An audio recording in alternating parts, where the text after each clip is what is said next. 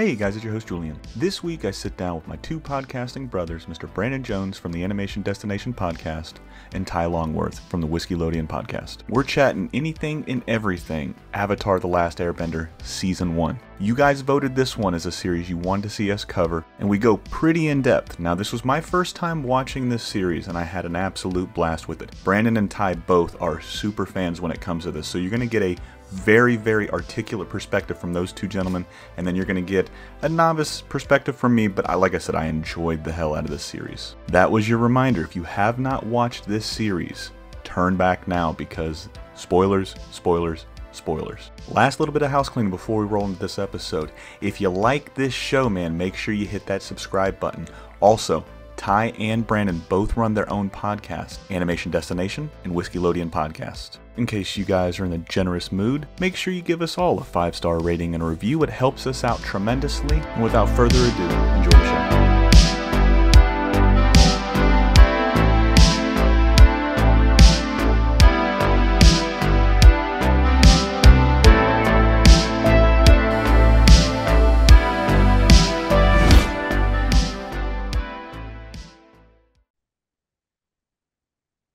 Welcome to the What's in My Head podcast. I'm your host, Julian, and today I'm joined by Animation Destination Brandon and Ty from Whiskeylodeon. Ty, Brandon, how are you, sir? Doing well. How are you? Fantastic, man. I'm talking you guys' favorite show. Now, ladies and gentlemen, I'll be honest. I'm not driving this show at all. It's going to be these gentlemen right here, because today we are talking about Avatar the Last Airbender Season 1. This show dropped, 18 years ago now? And I got to say, I missed this train in its entirety, right? Ladies and gentlemen, these gentlemen right here. I'm probably going to cut this part out.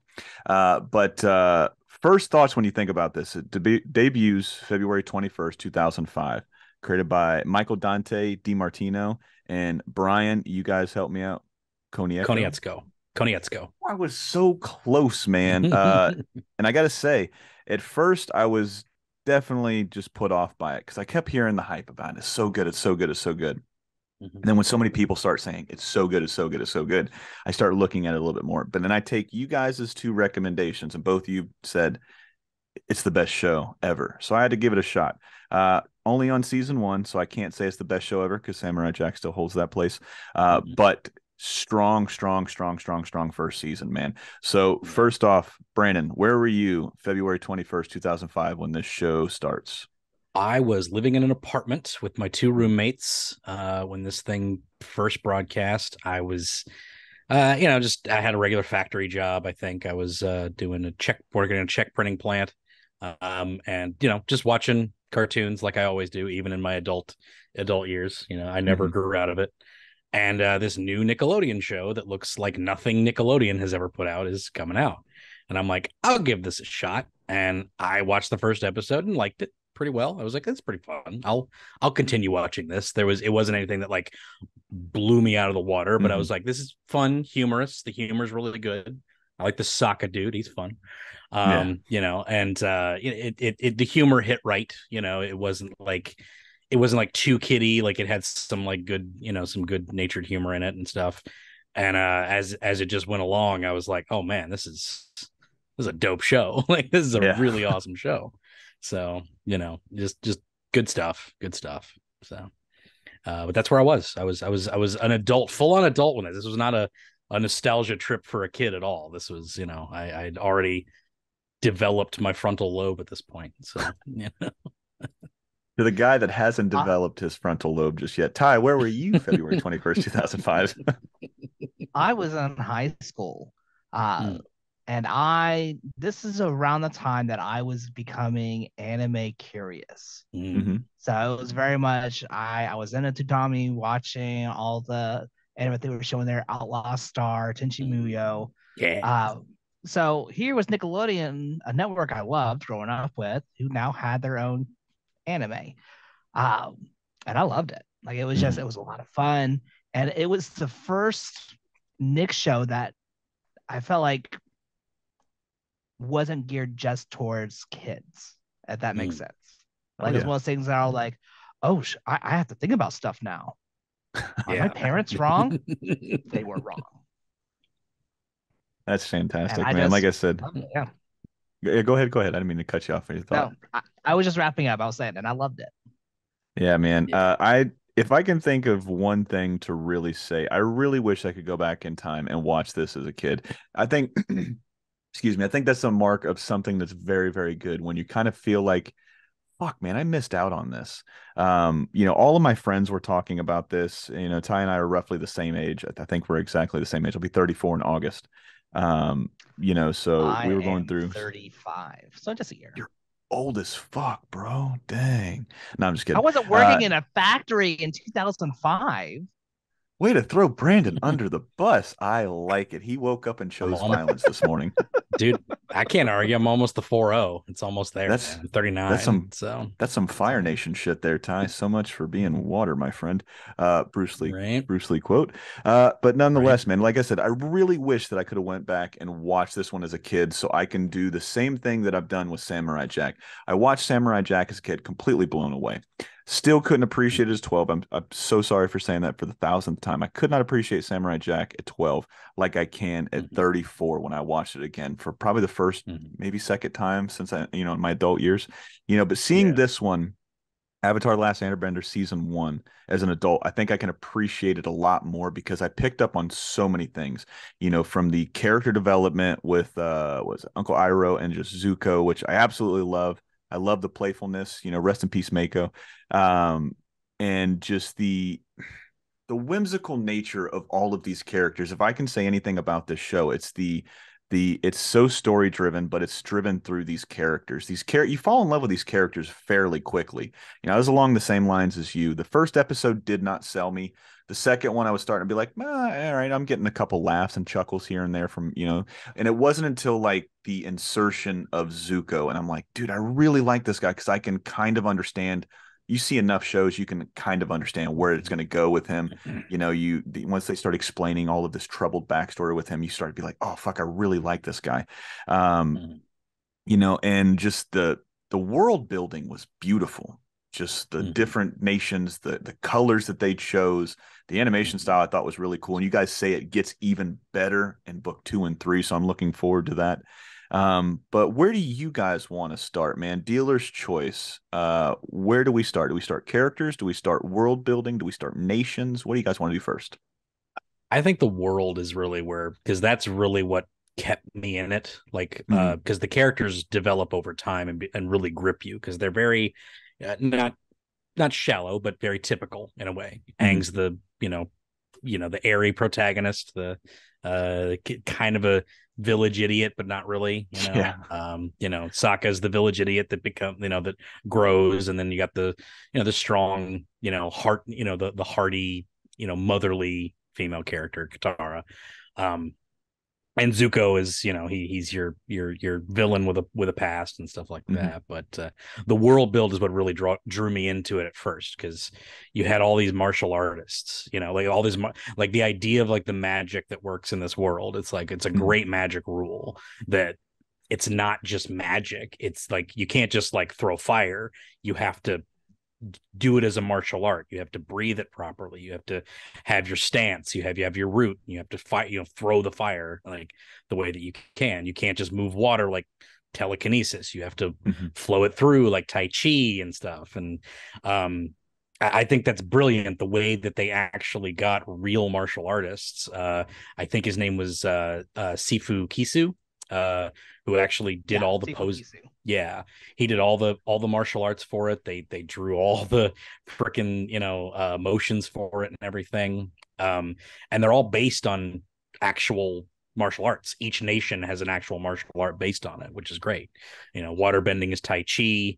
Firebending is Northern Shaolin, et cetera, et cetera. I can't remember the other two off the top of my head, but I think fire was Taekwondo. Yeah. And then earth was Hagar. Yeah. Hungar. Yeah, Hungar was earth. Yeah. Air was air, sorry. Air was shoot. I forgot what air was.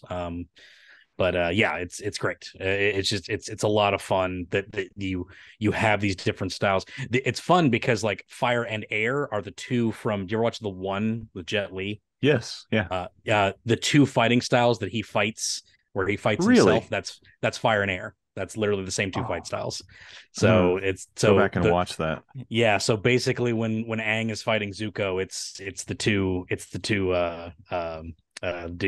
Jet Lis fighting each other. So it's pretty fun. I'm wrong. Firebending is actually Shaolin Kung Fu. Yeah, and yeah, then it's Northern airbending Shaolin. is Baozhang. Yeah, yeah. Bagajang or whatever it's called. Bagajang. Yeah, yeah. I wonder Good if they stuff. took any. I wonder if they took any fight sequences from the one. I want to say that was roughly out around the same time. I wonder if they took any stances, or not stances, but any fight sequences that they might have had in that movie and put it in the cartoon. Possibly entirely, because it's cool because Northern Shaolin is about straight lines. It's about, direct, keeping your route, taking a direct shot at your opponent. You see that in the Agni Kai duels that they have. And airbending, Bianzhang is about fluid movements and circular movements, and you flow around your opponent and stuff like that. So it's really cool to see in the way that they do the training for it, and I love it. So it's awesome. So I immediately was drawn towards the idea that you had these different nations that were all inspired by Chinese and Inuit things. So yeah. There's a misconception that everybody seems to get wrong when they talk about this show, is that the Fire Nation is based off of Japan, and it's like, no, it's not. No. Not even close. It's like, not the only Japanese in this is Kyoshi Island, the tiny island nation where everyone's named from a Japanese name, is Japan. Like, but they don't, it's just, yeah, whatever. Not everyone's a history buff. I get it. It's not, it's only for nerds to know. So yeah, like Nerds. Hi. What is this? How do you feel about see, this is why I like talking with you guys, because Brandon, you might be one of the smartest people when it comes to animation, but now you're over here flexing on us with your martial art knowledge. No. Your mental recall, not on just this show because it's your favorite show, but on everything that I listen to on your podcast is unfucking believable. I wish I had your brain sometimes, man. I don't know. I retain the dumbest things. It's why, it's why I barely passed high school. I can't retain any kind of.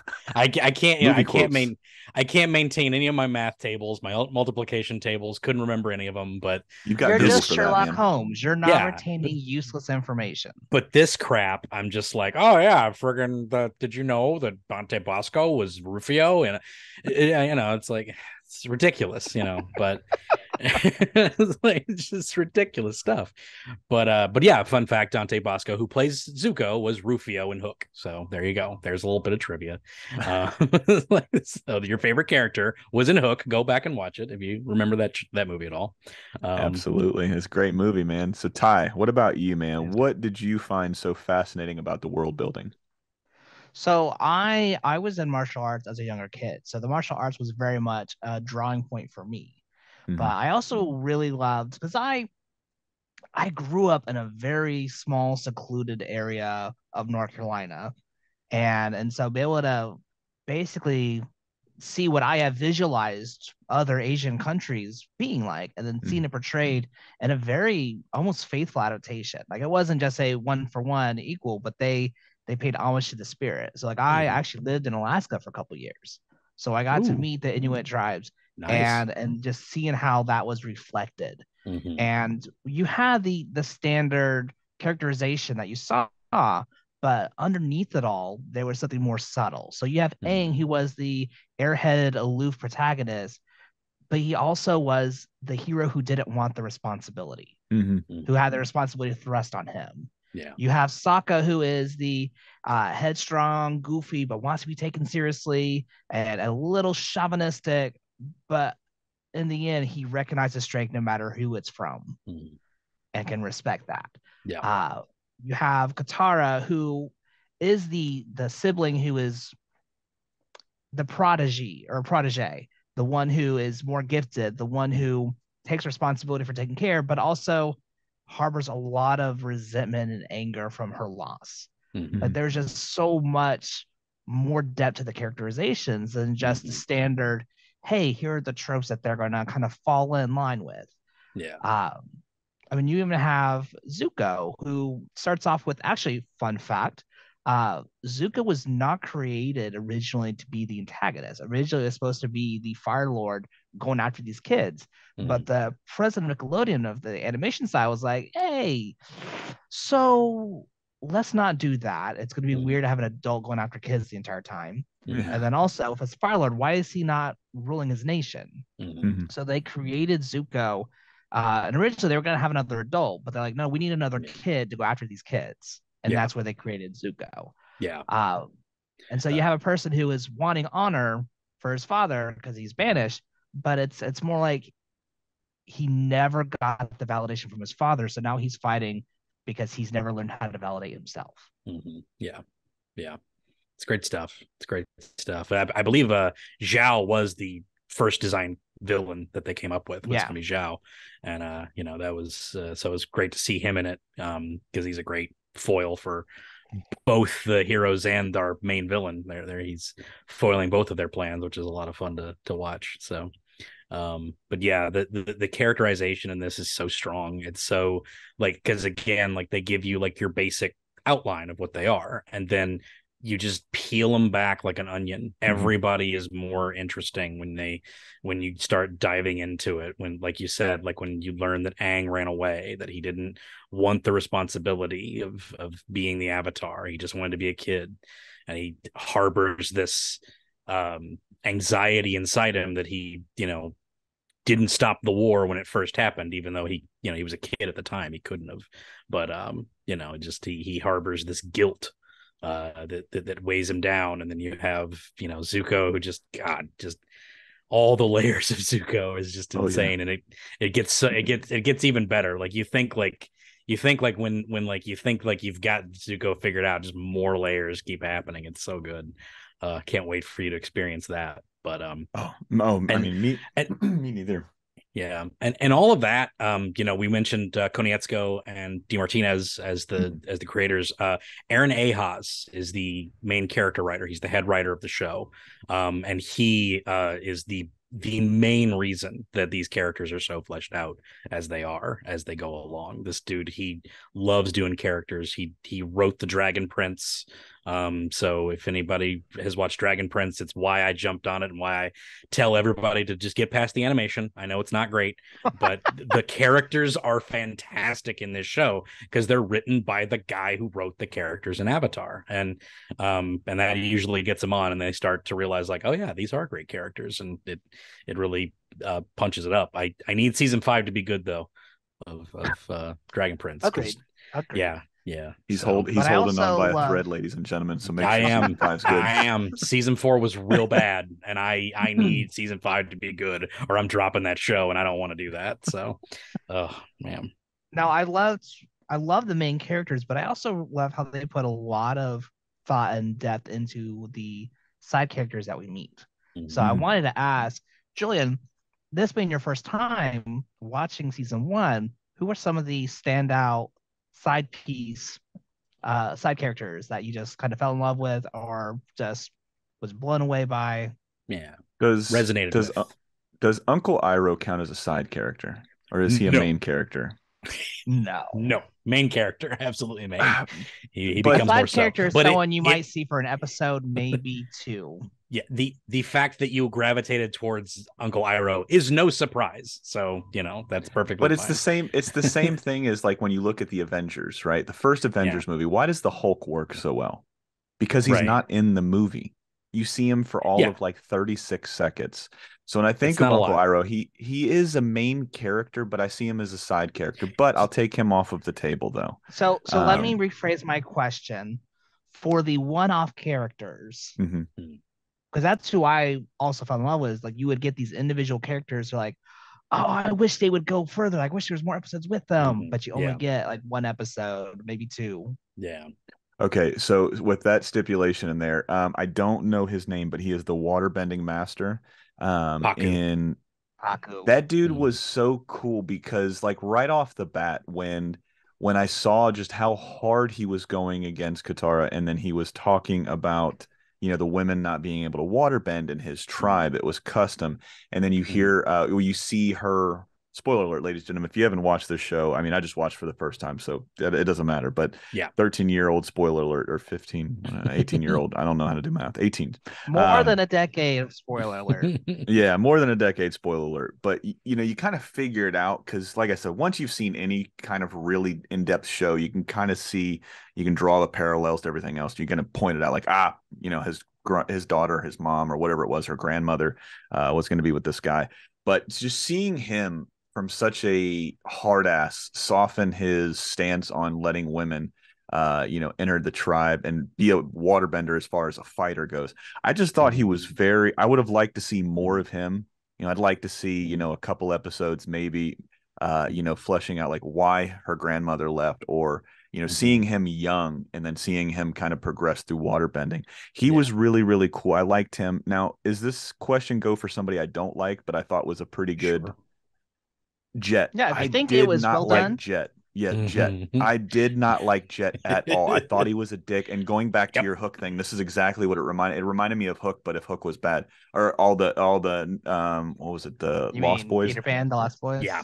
If the Lost Boys, if they were all bad, well, I kind of look at Jet as Peter Pan. But it's I liked him, but I like to hate him more than I like to like him, if that makes any sense. I'm sounding like Delilah from Hey Arnold. But I like I said, it's just him in particular. He was such a good villain for just like one, maybe two episodes that I thought it was like, dude, this is really cool if they could do this with every one-off episode. And the other guy I think about is the Mad King for the Earth Kingdom that was Aang's friend when he was growing up. Yeah, he was so cool. But I like Momo, even though Momo's a fucking main character, but he doesn't really get anything. I like Momo a lot. I think he's so fun. Momo's great. Yeah, he's such a cool character. Momo's great. Yeah, Boomy's a top tier. Jet's great for like his one appearance and stuff. He's definitely a Peter Pan Lost Boys ripoff, I think. But they make him actually appropriately scummy. So yeah, what I really love about this is that the show did a really good job of not being lazy. One, I was saying, hey, good guys, bad guys. They literally show the effects of war. So here are people, these are refugees that are trying to fight back, take back their nation. So you want to root for them. Yeah. But then you realize, oh shit, their traumatized ass is also not healthy. Yeah. So you kind of learn not to take sides in a war because you realize both sides are fighting for something. Yeah. And that not everyone in the Fire Nation is bad. Yeah. Not everyone in the Earth Nation is good. Yeah. Not every person trying to fight the good fight is doing it for the right reasons. There's a lot of gray in this show. It's like it's that old adage. It's like you see somebody steal something and you don't know why they steal it. Is it wrong? Yeah, stealing is wrong. And then you find out that that person is stealing that piece of bread, like Aladdin. He's stealing that piece of bread because he's got those orphan kids that he's given half that bread to, or all that bread to. And you're like, oh shit, he's not a bad dude. He's just doing anything he can to survive, and he's helping people by stealing, So is he really a bad person or is he a good person? Well, he's got bad tendencies, but he's a good person. So he's gray, Yeah. I even love that with Master Paku, because they don't like outwardly, they give you the idea that what he's doing is like, he's in the wrong for not letting Katara train, but like they don't outwardly just insult the custom idea of it, because it's like it's rooted in the idea that women are to be protected in this tribe. Like they heal, they're not to be on the front lines and fight. But then it also erases choice from them, which is not great at all. So, they give you those gray areas. They don't just outwardly tell you exactly why something is. And they even have to abide it. Like Aang is, Aang's about to like walk away, and Katara, as much as she hates the guy, is like, no, you have to don't worry about me. Like, you need to learn waterbending. You can't just let this jackass dictate how this happens. Like, I'll be fine. Don't worry about it. So, it's like even she in her anger is willing to make that sacrifice to not learn under this master, until she just gets pissed off and kicks his ass or fights him. Doesn't kick his ass, but fights him. That was such a cool fight, and I know we'll talk about it when we get to the episodes, but that whole sequence was so like, I got goosebumps right now thinking about it. That one goes down. I mean, there's a couple fight sequences in here that I absolutely love, but that one goes down top two. I mean, when you start getting to the two-parter for the season finale, that whole fight sequence was dope as shit. I mean, Does the Blue Spirit count as a side character? Because I thought he was really cool. Even though it's spoiler to Zuko. I will allow Blue Spirit to be a side character. Yes, he was so badass. He was so fucking cool. Yeah. That mask was so dope, man. Man, I love when Zhao notices the long swords in his room, and he just has this pissed off look on his face, like, I am going to murder this kid, this little shit. How dare he? Don't let me forget him, because there's something. Let me write it down so I don't forget. But there's a scene at the end, and I'll save it for when we get to the episode. But there's a scene when him and Zuko are fighting that I wanted to talk about. So hopefully, we can remember that Zuko. Absolutely, yeah. You can always, because there was just a look in there that I thought was. That I think most people will overlook. Like, if you blink, it's gone. You really got to be paying. This is one of those shows, like, usually when I watch a show, and I knew specifically when I was going to talk to you guys that I wanted to make sure, like, I only watched one episode a night. That's why it took me, it's 20 episodes, so it took me right at 3 weeks to finish it. Because what I've noticed is if I burn through something, I can't remember all the nuances, all the little things, all the glances or nods, or just the body language for these characters. But if I watch one episode a night, I can retain so much more. I feel like I'm a kid again. I can retain so much more, and I feel like it's better in a sense, because it's not just shooting from the hip with all of it. Yeah. It's why the streaming sites need to abandon the binge model, I think, personally. And I consume things much better when it's week to week. That might just be the old man in me that watched week to week content, on television in its time slot where it belonged. But it's just sort of like, I love the on demand, but like just the idea of like watching, Primal or as Gendy's new show, Unicorn Warriors Eternal. So fun. Like, it's nice because, like, I just get to watch one episode a week, 2 in the first week, but one episode per week. I get to consume it. I can rewatch it at some point and revisit some parts that, like, oh, that was a cool part, I'll go watch that. And it just, like, you get to, it gives you time to digest it. Exactly you can absorb so much more, and I love that. So I like that you were able to kind of do that from week to week. I think it works so much more. We should probably get to the episodes, because I could spend 2 hours on each episode. So even the Great Divide, which is saying a lot. So well, before we do that, man, I'm going to turn that question around on both you. Ty, we'll start with you first. Side characters for you. Who was your favorite and who was your least favorite?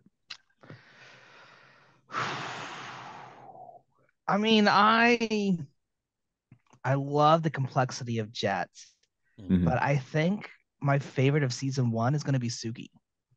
I really love how she's the Kyoshi warrior that Sokka finally learns. Episode 4.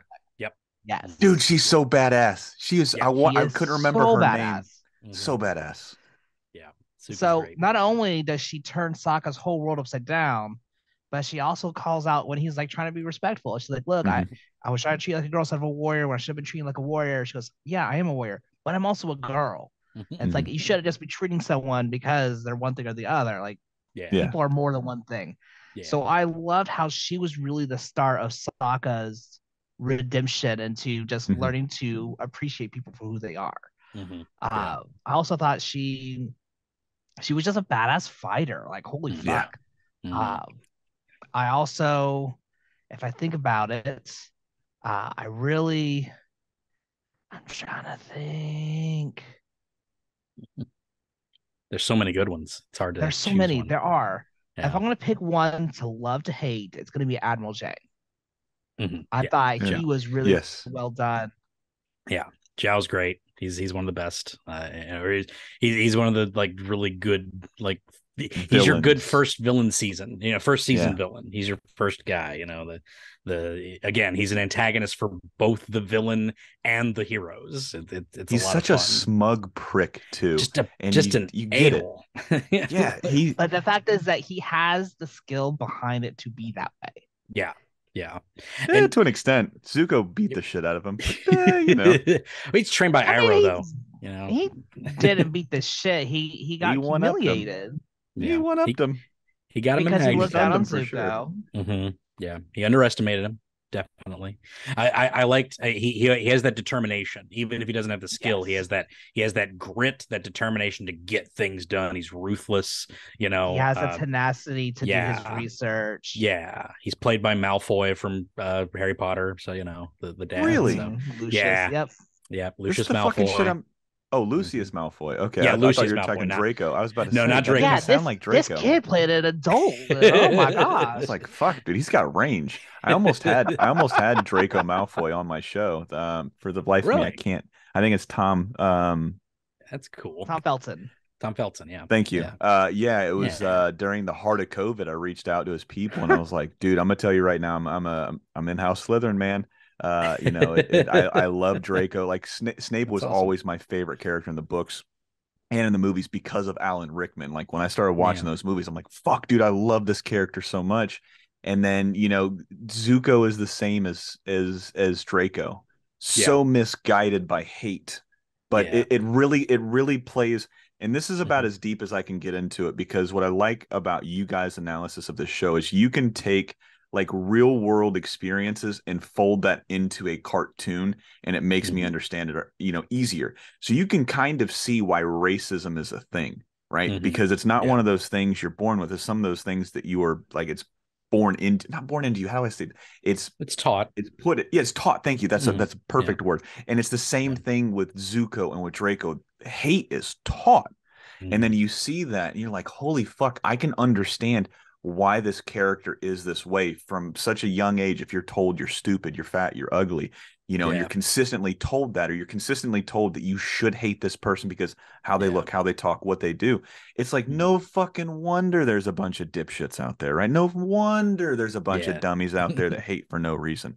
And then you start looking at them like, damn, this is how you build great characters. This is how you enter strife into their lives.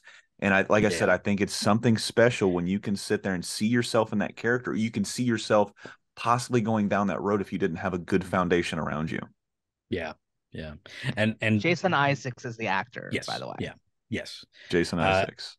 Yeah. And Zhao is that perfect, like he's that dark side of Zuko too. You know, he's that drive, that determination that he has to find the Avatar and get his honor back and all that stuff. Like Zhao kind of embodies that part of him that's gonna, you know, that's trying to take over. Whereas, you know, his Iroh is his other, you know, that's the half that's like trying to, like, you have to find inner strength. You don't need to search for strength outside of yourself. And, you know, and that's of course for Zhao, you know, it's always good to have a villain who's a foil, you know, that's the best way to do it. So the fact that he's that representation of the Fire Nation unchecked and giving their imperial rule over everything, that's, you know, that's his role in the whole thing. So, you know, so much that he wants to take out the moon, which is insane. It's like he becomes crazy at the end. That's that's some Piccolo shit right there. Just right. That's some Master Roshi level, you know, like stuff. But yeah. Well, what about you, Brandon? Who were your favorite to love and hate? I loved June. June was the bounty hunter chick with the giant the anteater looking thing. Anteater thing. Cool. Yeah, the Sneefu or whatever it's called. Yeah, I loved her. Like watching that back in the day, I was like, okay, I see who this is for. You know, this character's not for the kids. This character's not for the kids. Played by Jennifer Hale. You know, it's like, okay, I see what you're doing. So, loved her. And I love Zhang Zhang. I love that episode. I love the deserter. The firebending master who deserted the Fire Nation. Yeah. Love that character. Love that interaction. That's so much fun. And a great one to hate is George Takei's character, the warden on the little oil rig thing. On that prison. He's a fun one, yeah, because he pulls out his full George Takei for that one, and you know, it's like, yeah, he's there to just get wiped. So it's a lot of fun. So yeah, those guys are great. Beautiful. Yeah, and I love the archers in the Blue Spirit too. They were cool. Oh, I liked those guys a lot. They were cool. So, dude, the art in that is just that episode in specific, or in particular, it's just so cool what they did. When you sit back and you watch this, do you guys feel, excuse me, I need to get a cough button, whatever it is. Do you guys feel like this? It just never felt like it was 22 minutes. Like it felt like a lot longer than 22 minutes. Like what they put into each story for each episode is, especially like once it got past episode 5, like I said, once what was her name again, Ty? I'm horrible with Suki. names. Once you get to that episode, it's like that one. I'm like, oh fuck, this is so cool. And I'm so bummed. I'm hoping. Does she show up again or no? She does. She does. Suki does show up again in season 2. Yes. Because the first thing I think 3. of is like, I want to see her side story. Like I want to see their entire village story. I want to see that because it's such a cool contrast to what you see later in the season where Katara is not allowed to waterbend because she's a female. I was like, they don't know them. They're mean. They'll beat the shit out of everybody in the North Pole. Let them in, right? So I would love to see a side story. I didn't mean to cut you off, Ty, but what were you about to say? Well, I was going to say, because I know you wanted us to go into the episodes, and I feel like the best way to go about it would be to go through our top 5. And then we can explain the episodes as they go. Before we do that, or after, I would love to also have a talk of our favorite fight sequencing. Oh, yeah. Yeah. I love that stuff. I know exactly which one I'm taking. So who wants to go first? Do you want to go 1 to 5 or 5 to 1? 5 to 1. 5 to 1. 5 to 1. Yeah, I think. All right. Who wants to go first? All right, we're doing episodes. We're doing fight sequences. We're doing that episodes. First episodes. Okay, we'll do episodes. Yeah, I can go first. I'm fine with going first. My number 5 episode is the Southern Air Temple. This episode is where, like the first 2 episodes are very introductory. They're very like kid friendly, and I'm like, this is a fun kid show. I enjoy this. Episode 3 is where they go, oh, this show has genocide. Yeah. And like literally show you the dead body of his old monk master. It's just like, oh, okay, all right. Shit got real. We're not shying away from the fact that they murdered millions of people. Okay, let's go. And maybe hundreds of thousands, I'm not sure, but yeah, it's like that. Like they're not shying away from the fact that he is the last. They didn't disappear. They didn't go to another plane of existence. They were murdered systematically by an enemy nation, and it's like, that's crazy that they're doing that. Yes. And at the same time, you learn about, and they always do this, they do this deliberately through the whole show, where Aang and Zuko's story mirror each other in every way. When they reveal something about Aang, they reveal something about Zuko. And in this one, they explain that how he got his scar, why he's hunting the Avatar. They don't reveal everything, but they give you the little bits, like he's hunting the Avatar to regain his honor. That's what he's doing, because Zhao like deliberately says it to him, but we don't get the backstory yet, but we get like the gist of it. And then you have the Agni Kai, which is a great little scene, and that's like a real punchy idea of like the martial arts in this world and stuff, and like Iroh explaining to him how the breathing works. You have to breathe, keep your root, keep your feet based, so you can, like just great stuff like that. It's like it's a fighting style. It's not just magic, it's a style you have to master. So love that. Love that episode. It's a good time. Do you think that's why that Zuko is so human? Is because they show the bad, but they also show the good with Aang. Do you think that was, obviously it was deliberate because they did it in every episode? Yeah, 100%, 100%. Because everybody loves a character with flaw, and a character that overcomes his flaws. And it takes some time, but Zuko gets there, and it's one of the best redemption arcs out there. And every redemption arc that's ever mentioned is always, in animation at least, is always compared to the Zuko arc. So for this generation of people, so it's great. It's good stuff. And that was the start of it. That's when you knew something more about him. He was just kind of like this scarred, angry, angsty kid, and then suddenly you have more to him, and like, oh, you're going to be rooting for this guy too, I guess. Very interesting stuff from a Nickelodeon show. Yeah, he was very Nirvana for sure. He was very grunge-esque. Oh yeah. What about you, Ty? Number 5. So the Southern Air Temple was actually my number 4. Ooh, nice. Ooh. Yeah. Nice. So that was, because it was very much, that episode was very much when it showed, no, this this isn't just for kids. Yeah. Like this was the first time I was like, oh shit, they're gonna go hard on this. Okay. My number 5 was the Warriors of Kyoshi. Nice. Yep. I feel like because that was Good one. right after, and I feel like it was a really good follow up because it went back to a little bit more like, hey, we're gonna have a little bit of fun. They're gonna try and water serve. Oh no, there's actually a snake monster. Haha, you can't get me. But then you're introduced to the Warriors of Kyoshi, all women warriors, and they're like, hey, who took us? You're just a bunch of girls. We're the men. We're the men, bitch. And it was just this really beautiful story of, hey, our men left, so we're defending. No one, like, there's no discrimination of who wants to be a warrior because this island's built in honor of the Avatar Kyoshi. Which, fun fact, they're making a movie about. Yes, they are. That's going to be fun. Yep. So it still brought about. It came back to the genocide because now you have these firebenders coming in to go after the Avatar, and you have these warriors having to fend for their village because it's being burned to the ground. Yeah. So that I feel like that was the perfect comeback where I was like, hey, we went a little heavy. We're now going to go ahead and come back, still be a little serious, but we'll have a little fun in the meantime too. Right. Give it a little lightness. It's the first time you kind of see the celebrity of Aang too. Yes. Because you get a little bit of that in the Water Tribe, in the Southern Water Tribe, but they don't really know the Avatar there. And obviously in Kyoshi Island, they their main resident was the two avatars ago, so they're well within the framework of like really admiring the Avatar, so you get a lot more of that as the season goes on. So yeah, I really like that episode. It was this top 5 was very hard, and all of my 5 are extremely close to each other episode that I picked. I loved that episode you picked, Ty. It was very fun.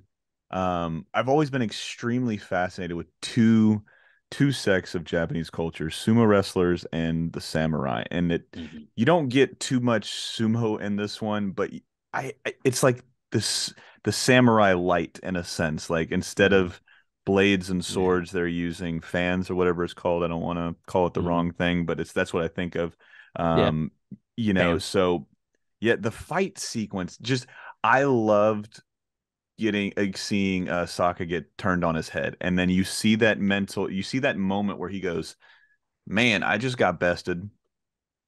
Obviously I look at women a lot differently now because she just beat my ass, and the fact that they got him in a dress and fully donned up in gear, I was like, yes, slay queen, this is great. So I loved, like I said, I loved the playfulness, I loved the seriousness, I loved the fact. Fun fact, not even really a fun fact, it's actually a sad fact. When World War II was going on, who went to war? Men went to war. A lot of women weren't allowed, for the longest time, to go on the front lines. You had women doing mainly secretary jobs and stuff like that. They were, I don't want to say out of the way in a bad thing, because that's not what I'm doing, I'm not shitting on that. They were out of the way, because at that time it was men do this, women do this, right? So it was very divided. Everybody had their place. Whether it was good, bad, or indifferent, everybody had their place during that time. And then when you see the men not coming back, and then you see this in the episode, for me in particular, because I love learning and reading more about World War II, but there was sects of villages all across across the world, excuse me, and all of these different countries, including ours, where you would have people that the men just didn't come home. They were all slaughtered. They all died at war. War is very messy. So you see women assuming men's roles, right? A lot of women for the first time had to go into the workforce because it was all hands on deck during World War II, man. We needed every person. They needed every man, woman, and child to help beat back, Hitler and Mussolini and Stalin, So it's wild to see that in a cartoon show and not really draw that. Like if I was 12, I don't think I would have drawn that correlation, like, or 15, whatever it was when it came out. Seeing that, it's like, man, I really wouldn't have got that. But as I've gotten older, I see that. I'm like, oh shit, they really did some history. They did some deep dive in history to put that in there. Great episodes for both of you. I really, like I said, I really enjoyed both of those. My fifth one was it was so hard to do 1 through 5. Any one of these could have been my top one because I've watched all of these ones at least twice. Yeah. The water bending master obviously was number 5, comes in number 5, and like I said, it was any of these could have went 1. I loved everything about this. This felt like one of the first episodes it felt like a film. Right. I don't know if that makes any kind of sense. It was just so cinematic. There was so many big scenes. This is the first time I remember looking at like the world that they built. And I'm like, holy shit, this is massive compared to every other kingdom, with the exception of the Earth Kingdom. The first time they go to that one.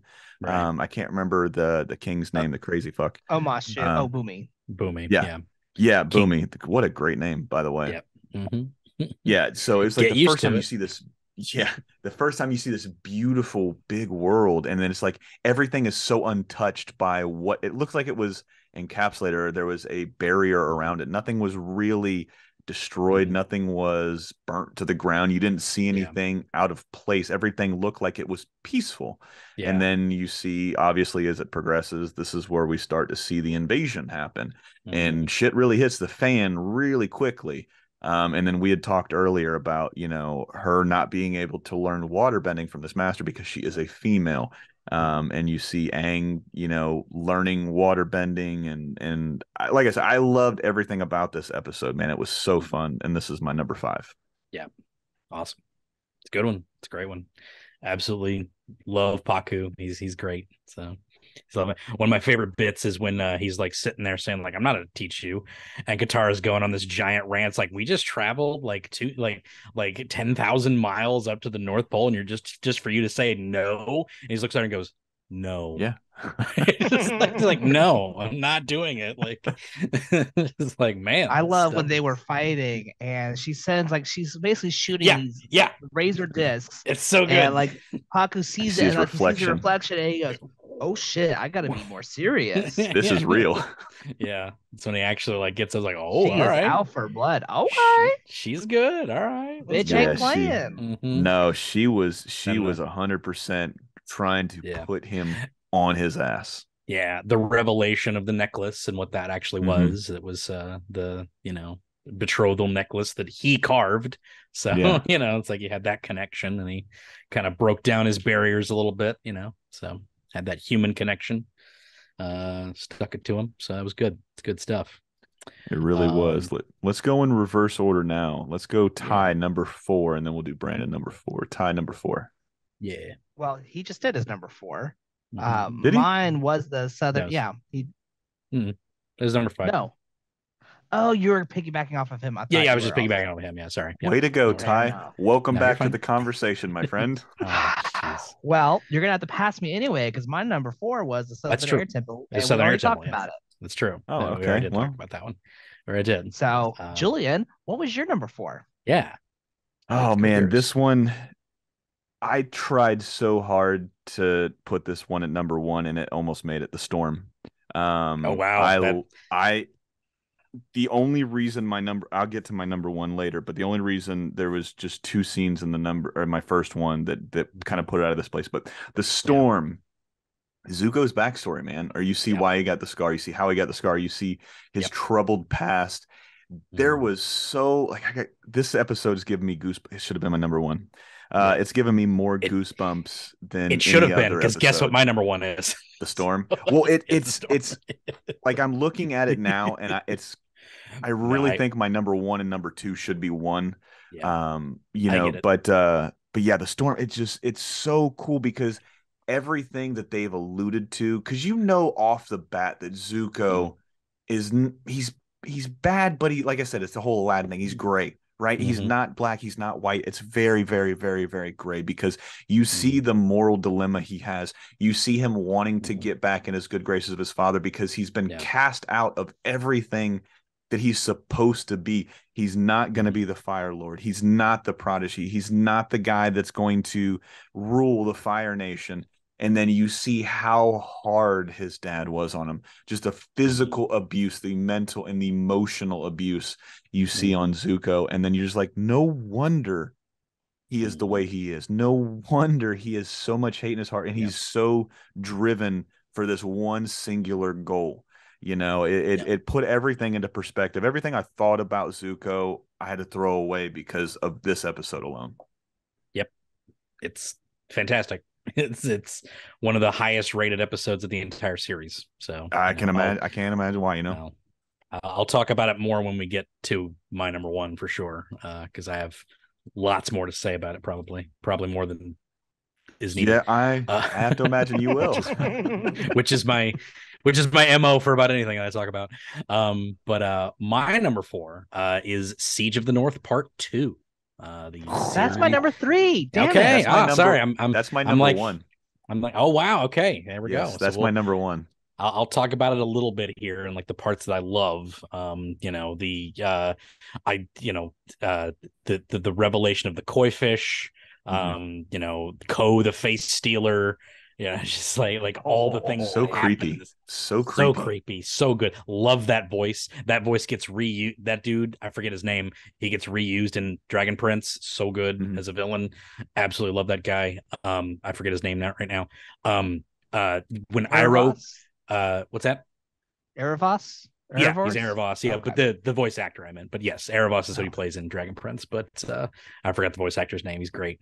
But I love when Iroh gets mad when Zhao has the fish and he and he screams at him, and that's like the first time. Oh no, he's angry. like Iroh is mad. Like this is crazy. So that it's about to hit the fan, man. This is bad. This is cool. So love it. Absolutely love that episode. And then Aang turning into a freaking Cthulhuid monster and slaughtering everybody. It's pretty crazy. It was so cool. I didn't realize I had such an irrational fear, or maybe it's rational, of centipedes. That whole scene just I feel like I got shit crawling on me now.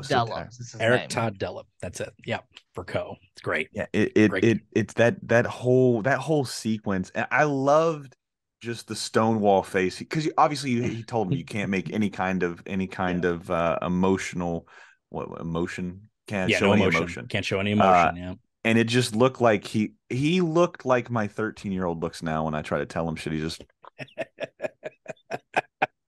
really. Ouch. You're gonna get there, Ty. You're gonna get there. I promise. You might already be there. You've got the look already. There. But no, it's dead inside. Yeah. Send help. I loved that scene. I mean, I guess we can talk about it now, since it's like I said, this is my number 1. But that fight sequence you're talking about with Iroh, when he's like you said it right off the bat, you see an even-keeled guy. There's no more Bruce Lee than Uncle Iroh the entire series. And then you see that real fire, no pun intended, come out when he starts messing with some shit. Almost like when Aang was extremely upset in the Air Temple. When I can't remember the name of the episode. Southern Air Temple. The Southern Air Temple. Yes. Yeah. So when it was all desecrated, he's like, you desecrate. You see that same kind of anger and hate in Iroh. Sorry. The Northern Air Temple. Sorry. That would be the Northern. Oh, no worries. Yes. Don't worry. Ladies and gentlemen, make sure you hit him in the comments and tell him he's a dum-dum. I got it. Hold on. What are we referring to? The one that was desecrated when like the people were in there and the flyers were. Oh, okay. That one. Yeah, that was like the first time you see that, right? You see the desecration. You see Uncle Iroh literally lose his shit, and he becomes super feisty. Yeah. I thought it was very, very cool. And that whole fight sequence, that's what I was alluding to earlier with Zhao and Zuko. When Zuko puts out his hand, at the end of the day, this is why it's cemented as far as like my favorite character, because it doesn't matter. This guy is a part of his nation. This guy's been a dick to him the entire time. He's been trying to kill him. He is literally trying to humiliate and is it demasculate? Masculate? Yep. Yeah. Demasculate. Yeah, in front of his entire nation, and trying to take over what he would ultimately become as a Fire Lord if he were to get the Airbender, Zuko, that is. So you see that, and he still tries to save him. That right there should tell everybody that this guy is a fucking great dude, man. Yeah. And Zhao refuses. That's the look I was talking about. When they make eye contact and he retracts that hand, that was the most redeemable thing that I've ever seen a character that douchey do, if that makes any sense. Just him taking his hand back, not pulling him down, phenomenal. I don't think that was redemption, because he looked. You should rewatch that scene.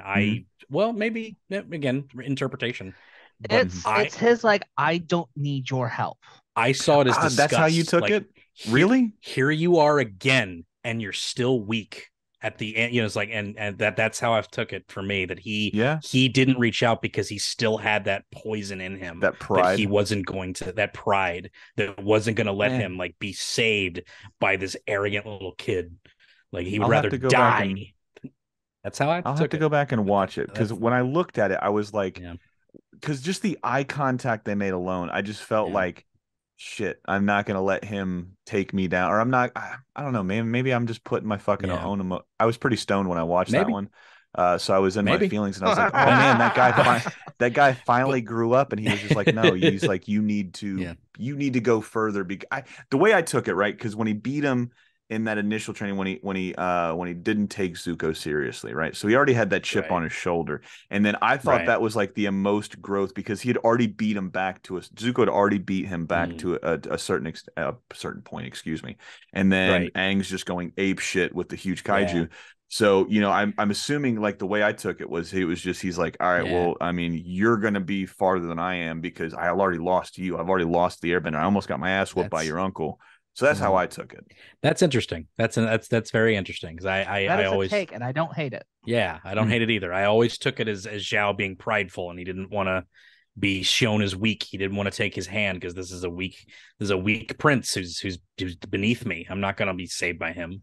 Blame it on the weed, not my heart. So it's great. No, but that's great. I love it. Well, so it's fine to have things that reach out to your heart, because for me, one of the things that really reached out to me is when you have Sokka,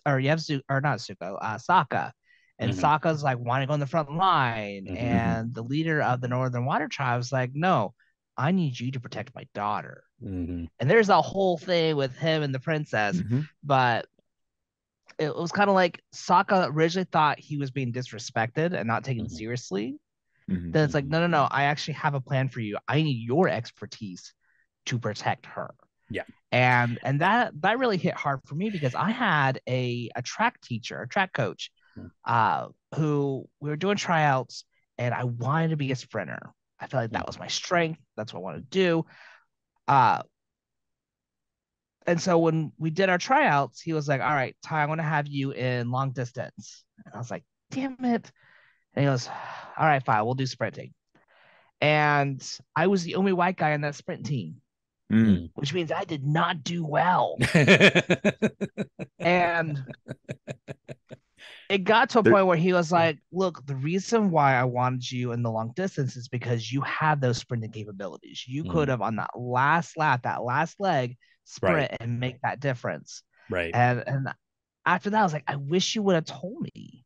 I wish you would have said that, because I would have taken that a lot better. I would have been like, oh, he sees me for what I'm able to do. He sees where I can take it, where I never could have seen that. Right. So when I saw that with Sokka, I was like, damn, that hits hard.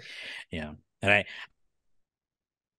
I also always took that he also knew that, like, I know you like my daughter. Like, it's not like you're going to protect my daughter because you're not just some betrothed jackhole like this guy. It's like, so it's like, it's pretty obvious. So, but there's two things I wanted to circle back to.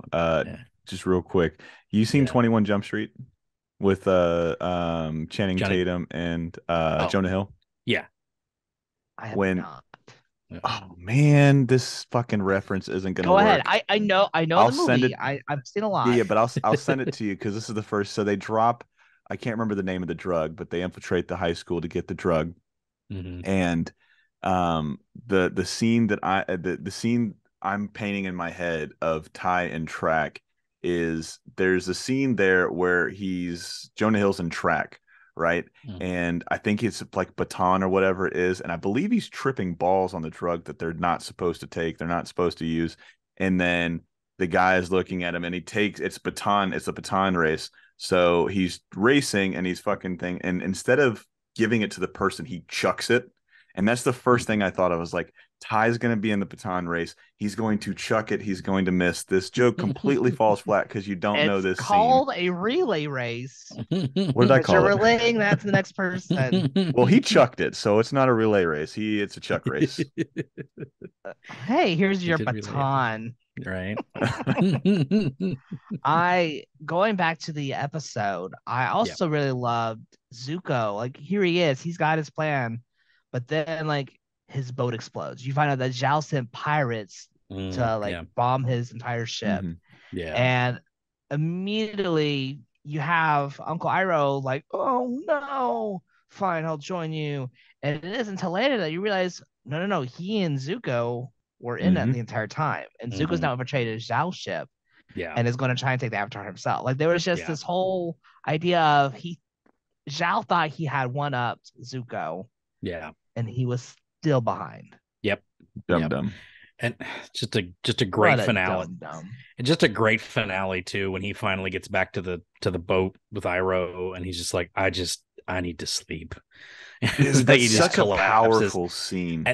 And Mako just said, or Iroh says, yeah, a man needs his sleep. And I'm like, he finally looked at him as a man. Like that whole whole scene where it's him going, he's like, I want you to be safe. I'm gonna butcher it. He's like, I want you to be safe. I look at you like I look at, and then he cuts him off. He's like, I know. And it was that whole fucking I'm not a Star Wars guy, so I'm gonna get, I don't have any Star Wars clout, but it's Princess Leia going, I love you, and he's like, yeah, I know. That's the vibe I got from it. But just seeing that connection, that's what I love about those two characters so much, is you see this guy that knows that his brother is too fucking hard on this kid. And he sees all of these things that are going wrong, and he sees just this inner turmoil within Zuko, and then he's trying his best to just fucking at least not quell the flame that's rising in Zuko. And like I said, there's a lot of fire puns in this one, but he's trying to make the fire grow properly, I guess. I can't really articulate what I'm trying to say, but he's trying to mold this kid, and he's trying to show this kid it's not always what you see, you know. Like I said, there's a lot of black, a lot of white. There is a lot of gray within this character, but like I said, just their interactions throughout the entire series, I think, is top notch. I want an uncle or a dad like Iroh. I am in pain because I want to talk about Iroh and Zuko's relationship, but you haven't watched the other seasons yet. I know. And I'm feeling constrained. So I'm like, there's so much more, and you don't know it yet, so I can't talk about it yet. And motherfucker, you need to hurry and watch. Yeah. What a dum-dum. This guy that hosts the show is a dum-dum. Oh, no, it's great. I'm so jealous that you get to experience this for the first time. I really do. Like, I'm jealous of it. I just, you gotta, but yeah, I'm trying to bite my tongue here because there's like things that are said in like the other seasons that I just like can't really like, oh man, it's so good. But the way you're touching on it, it's exactly right. Like this whole molding of things. And they do mention something in that same scene you're talking about where he says, I look to you like I look to my own son. And that comes back in a lot of ways. So, it's really good. It's so good. Good stuff. And you don't have to wait long for that stuff either. So that'll be book 2. Yeah. So absolutely. Great stuff. And we're on 3, right? We're on 3. We are. But again, my 3 was the Sage of the Northern Water Tribe. So which part? 2 or 1? So I did that as a duo combo, and I've already said my piece that I wanted to say as well. Yeah. So we can go ahead and skip me again. Well, because I took 1 and 2 as the siege of part 1 and 2. Obviously, part 2 was 1 just because of that visualization of those 2 koi fish, right? I think that was such. Plus, there is, and we didn't talk about the shot, but when he blew up the moon and everything turned red, that was one of the coolest, like, what was it, 5 minutes maybe of just so cool. I loved it, every minute of it. Not only that, but especially going back to the Iroh part is when like everything went gray, like all the light goes away and everything's black and white suddenly and just shades of gray. But whenever Iroh shot fire, it would throw color. Everybody would be in colored at that point. And they also made a cool decision to like every like fire blast that he gave was bigger than any individual fire blast any other firebender had sent. What do you think that was behind that, though? The color, because he was the only one that had color when he threw the fire. So we can't talk about it because you learn that in book 3. Well, it's like to be continued. But from like my interpretation, it just sort of like it was a stylistic sort of choice, I think, in a lot of ways, because they might not have even developed certain parts of it. But you've got he was so connected with the spirit, or if you look at it as a Game of Thrones reference, he believed in the old gods, because that's what I took it as. He believed in these 2 old gods, and he was so much more connected than this younger generation. That's how I took it. I know how we could talk about this, because we get this with John. You have fire that's burned from anger and hate. And then you have fire that's burned from the passion of the soul. And so you have Iroh, who burns from the passion of the soul. And that's why his fire brings life instead of just destruction. That's why that's that color. But it's good stuff. And the other thing that I love that I have to point out is, like, this is like one of the only fully not the only, but one of the few fully intelligent, understood, and realized understandings of yin and yang. Yin and yang is always kind of interpreted as like good and evil. No, it's not. It's push symbiosis. And pull. It's symbiosis. It's push and pull. They live in harmony. It's not good and evil. Like it's passion and pride. It's these things that twirl around each other in a pool of. It's so good. So they screw that up in so many other media. Including Korra, but whatever. I'm not gonna get into that. But yeah, not yet, at least. I still love Korra, but I will always have criticisms for everything. I even have criticisms for this show. I think they rush a few things in this season, but actually this season's pretty solid. This season's a bit episodic, I think, is probably my only real criticism of it. And but we're not going to talk about those episodes probably. So it does get a bit of villain of the week.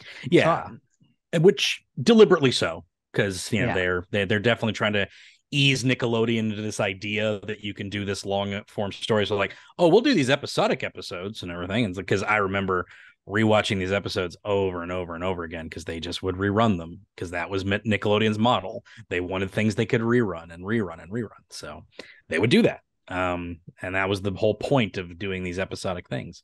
Ty, why don't you give us your number 2, since we skipped your number 3? Unless we have, you guys number 3. Haven't done your 3 yet. That's right. So. We haven't done our 3. That'll do. So you'll go. We'll do your number 2 after our 3. How about that?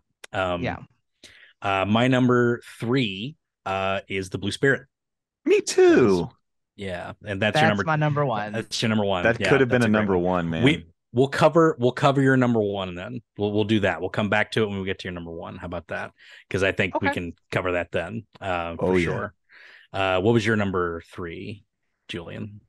Blue Spirit.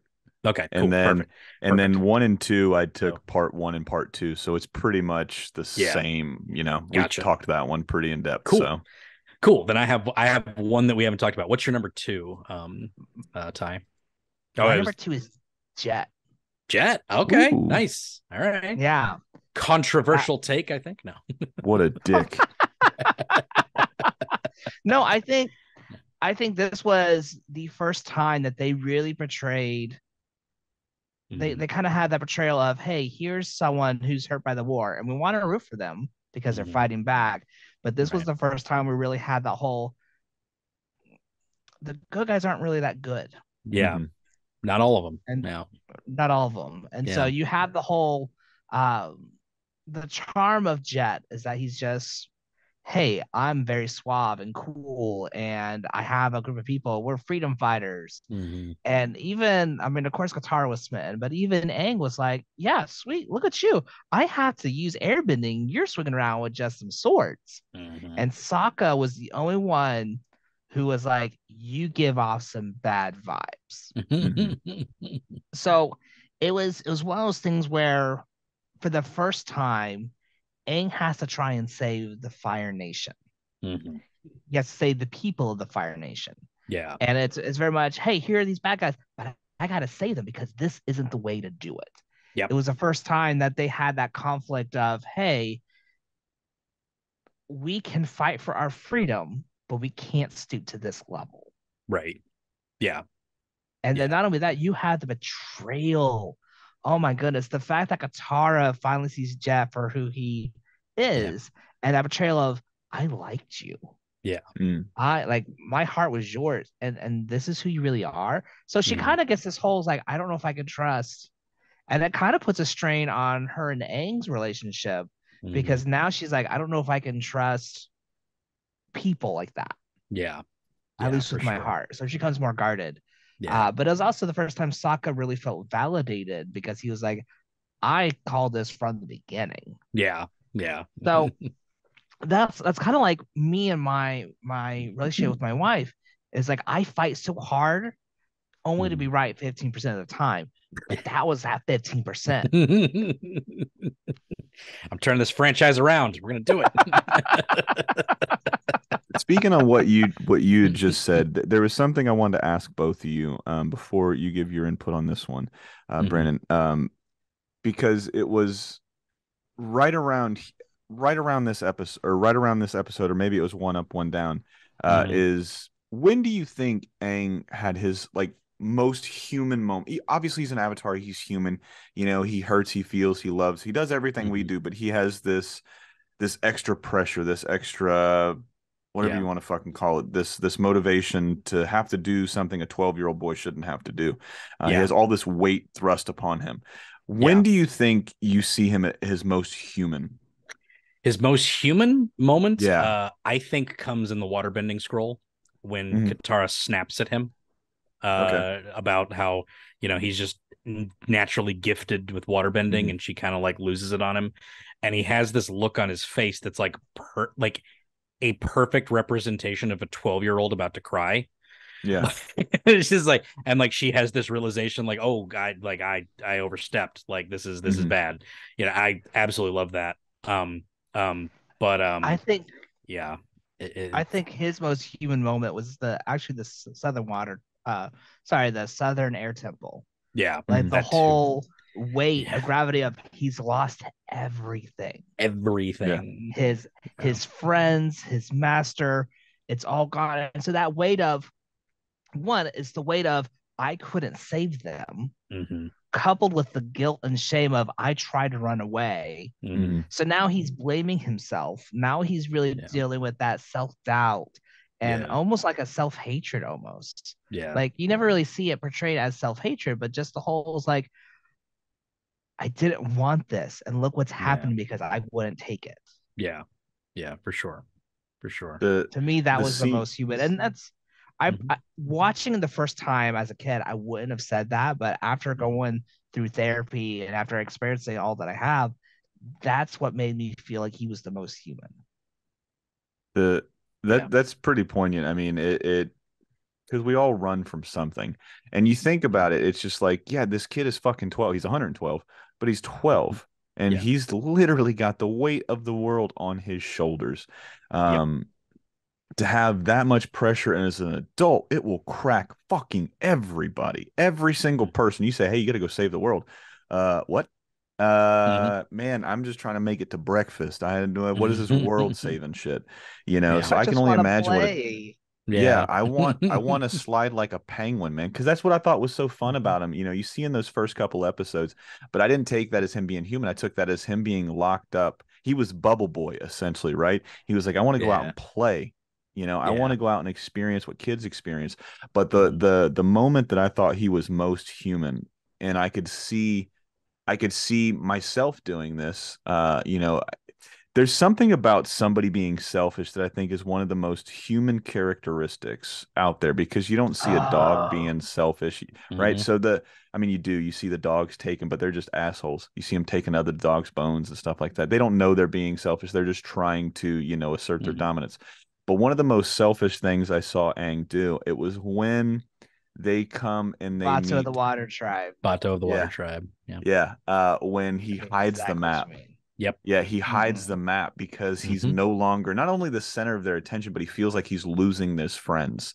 And he would do anything. And I look at that and I put myself in that place. And I was like, man, I'm pretty sure I would do the same exact thing he did if I thought my friends were going to leave. The first group of people that has accepted me as their friends, their family. Like I am one of them, they are one of me. We all have the same commonality. And then he's like, now I'm losing them. And I just thought that was just so powerful and so special of a moment. And I really think, I don't want to say it's overlooked because, like I said, this is the first time I've watched this series. I've only ever talked about it with you guys and some couple people at work and shit, but nothing this in depth. But I just thought it was such a human characteristic, even though, like I said, he is a human, to be put on a 12-year-old boy. Yeah.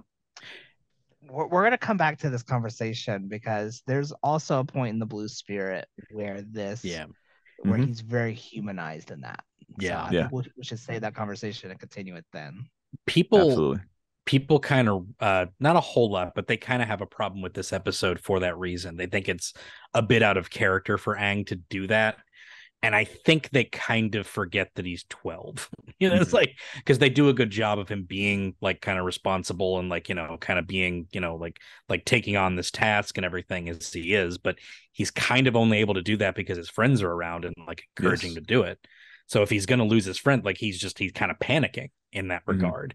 And only when he's like, getting the whole, like, you're the trusted, you have the mark of the trusted and you're so trusty and we trust you very much. And he's like, oh God, it's like, he's like, I can't take this. It's just, it's I'm guilty. I can't do it. The pen is blue. The pen's blue, royal blue. And he throws the map at him. But it's classic. This one, speaking of fight scenes, this one has my favorite fight scene in it, actually. So it's one of my of all time when Zuko and Aang are fighting in that perfume place, and they're doing it like over top of the well, and they're doing the step for step fight over top of the well. Have we moved to your episode, your number 2? No, we haven't yet. No.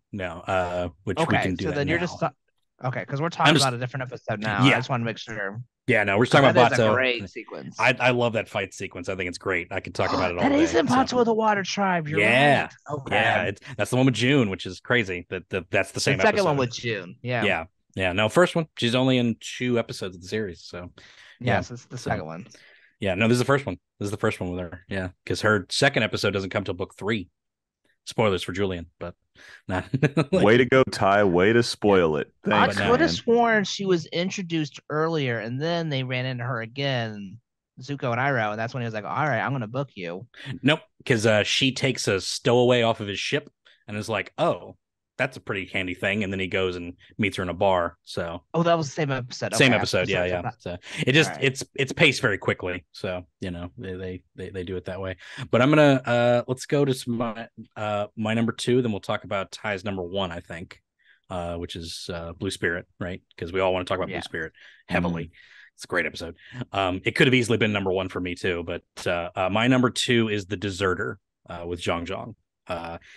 This episode is so freaking good. I love Aang's impatience during training.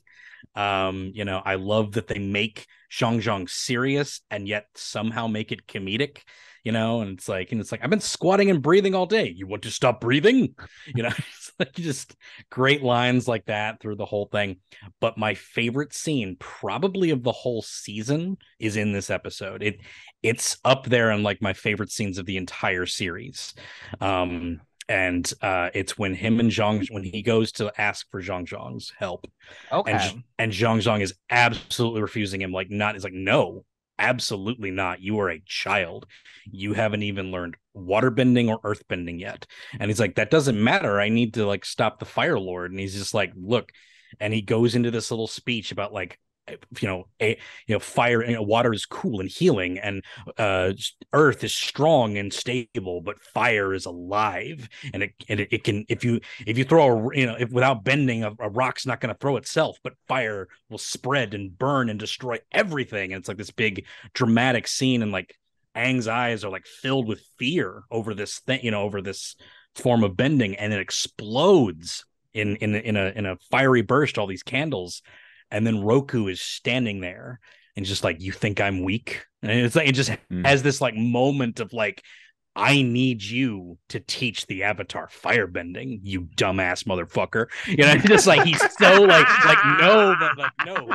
And it's so good because like even in that, you know, like in that sense, Roku is actually wrong. But as we go along, it's a very interesting reason as to why he shows up at this point and is like, dude, you need to do this and you're gonna fucking do it. And, you know, and he's like, oh yeah, okay, I'll teach you. You know, it's just like it's just such a great moment of like just this mystique of the Avatar, like pushing down on somebody like that and being like, no, this is gonna happen. And it's so good. Absolutely love that. I don't think Avatar Roku was wrong, because I think Aang had to understand the consequences, because in that episode, he's tired of being patient, so then he starts playing with fire and he burns Katara when he loses control. And he needs that fear to understand, no, there's a reason why there's control there. As a 12-year-old, you never know the lesson just because someone tells you. You have to experience that. Right. So I think Roku was actually right. It's like, no, you have to teach him because he needs to learn this. Yeah. He has to learn that this is a part of him. He's going to be a firebender. That's all there is to it, you know. But it puts a trauma on him. He burns Katara's hands like badly. And I like that they showed that it wasn't just like, oh, it burnt. Like they show her hands like second degree, third degree burns, like on her hand, like really brutally, as brutally as Nickelodeon can show. But that's the first time we learn about Katara's healing abilities too.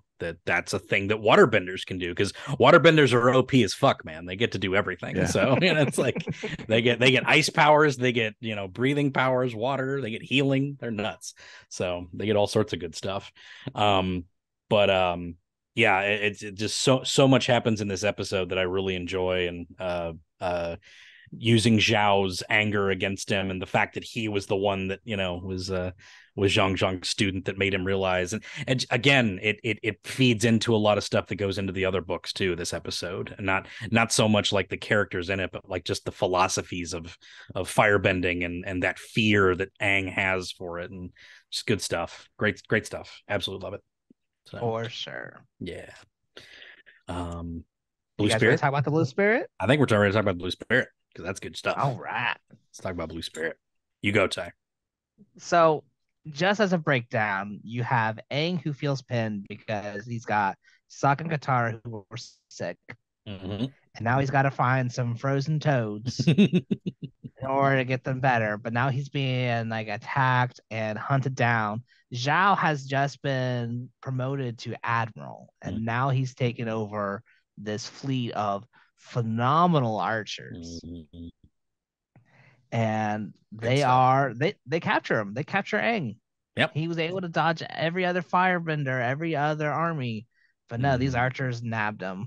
And now he's there. And so, if you haven't seen this, I'm terribly sorry. Spoiler alert. The Blue Spirit? Yeah. Zuko. It's Zuko. Really? When Zuko finds out that Aang's been captured, he goes, not on my watch. If I didn't do it, it didn't happen. Hold my beer. He breaks in. Yes. And it's oh my goodness. It is stunning how he looks. All in black, and then you have this blue demonic mask. So cool. That mask is so cool. Is so cool.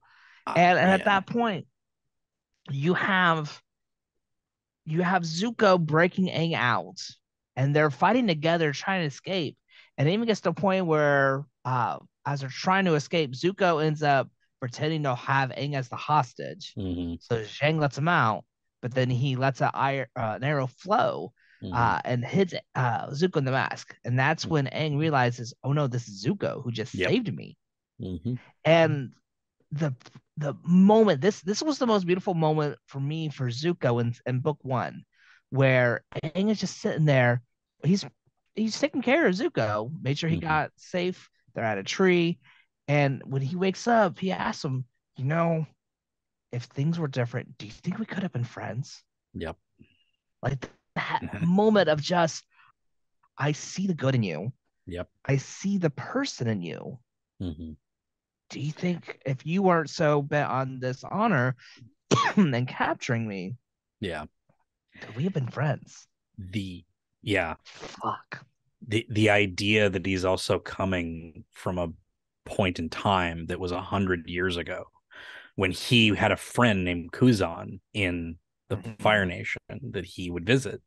He brings it up. Yeah, like the fact that he has a friend in the Fire Nation, and it's like I used to have a friend there, and now the world is completely different from what I left. It's just like and he's 2-3 generations out from this nonstop war that's been going on for 100 years, and he's trying to find some semblance of like, can this rift even be healed?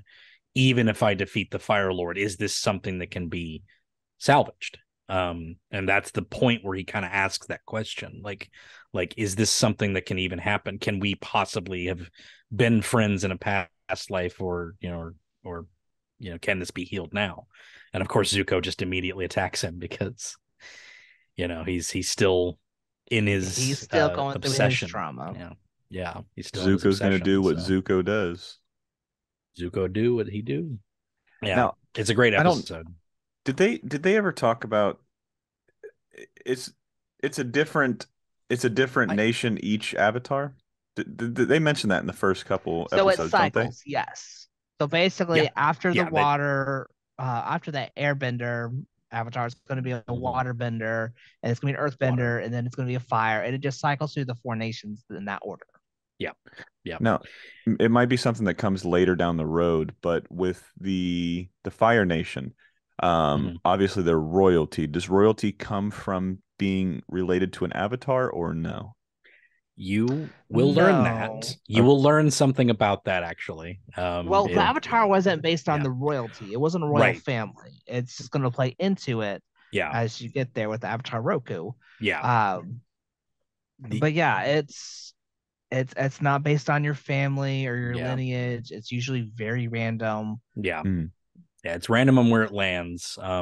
You're pretty much treated as, once they discover that you are the Avatar, each every up until the whole kill the Avatar, start the war, that sort of thing. But like prior to that, like you were always like, okay, the Avatar is important. He's to maintain balance, and they train him in all the Samurai Jack's it. He goes to all the nations and trains and does that. That was the way that it always worked. And now he's got a rough shot at with a bunch of he's getting trained by a girl who trained from a master. So like, who do we know? It's like, so he's got to find an earthbending master in season 2. Will he? Who knows? Yeah, he does. Who knows? Who knows? So what did you guys love about the Blue Spirit? Because I know this was your number 3.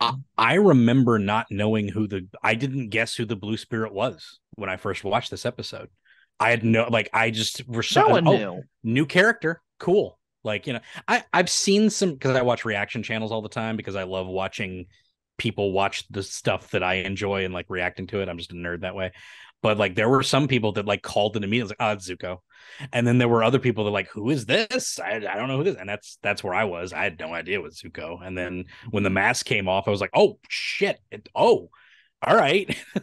All right. For those people that are reacting, I'm like, I'm calling it. No, they fucking knew. I'm not believing that. No one knew. I think you could tell because there's a certain build to him, and there's a reason for Zuko to be doing that. But there's hints there, but I can see where, like, people. I didn't see it coming at all. What about you? Did you see it coming, Julian, at all? Did you see that? No, I was sitting on my. So what happens with most reveals like this, or when something spectacular happens, it's generally 11, 12, 1 o'clock in the morning. I'm watching something. I can't sleep. I'm downstairs, and then this happens. And I'm like, let's fucking go. And then I wake up everybody in the house. I was so pumped to see that it was Zuko because, taking a line from Shrek, man, ogres are like onions. Zuko is like an onion. Bakugo is like an onion. Vegeta is like an onion. There's so many layers. And then right then and there, that was the same question I asked you about Aang, is the same moment. Even though you see Zuko do certain things that make him human, that was the moment where I was like, he is human.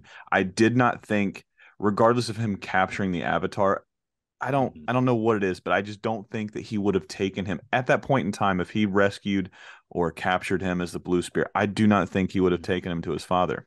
I don't know why. I'm probably wrong, but it made me. Yeah, I know, but it just made me feel like there was something more than he was trying to do. There was something, regardless of him catching him or the other guy catching him. He obviously wants to be the guy that catches him, but he didn't want. Honor is a big thing, and I don't know why I keep coming back to this. Maybe it's the Bushido code for the samurai, but it's just like honor is a huge thing with him, just like pride is. But it's like I feel like if somebody should catch him, it should be one singular person, not an entire army. And I think that's the way Zuko looked at it, and the fact that he wanted to catch him and hopes to get back into good graces with his dad. It's just I was just so pumped to see that it was Zuko, because I was like, if there's anybody that's going to catch me, it's like Stain and are you caught up on My Hero? Okay, so it's like Stain and All Might at the end. He was like, if anybody's going to kill me, it's going to be you. And if anybody's going to catch me, it has to be Zuko. That's the way I felt about it.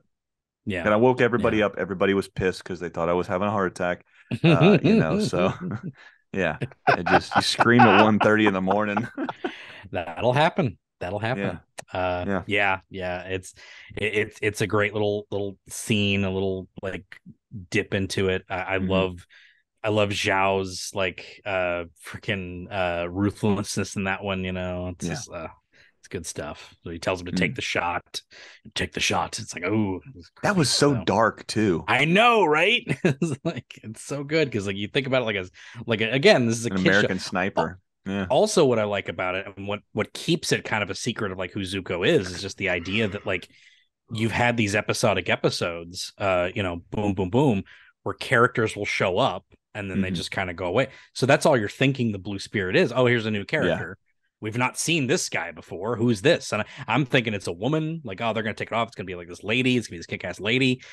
It's fucking Zuko. Like, holy shit. It's like, it totally takes you by surprise because he's not firebending at any point. He's just doing the little ceremonial blades, the long swords. He's doing acrobats. The twin swords. Yeah, it's so good. And it leads to that freaking scene where Zhao sees the long swords and he's just like, so mad.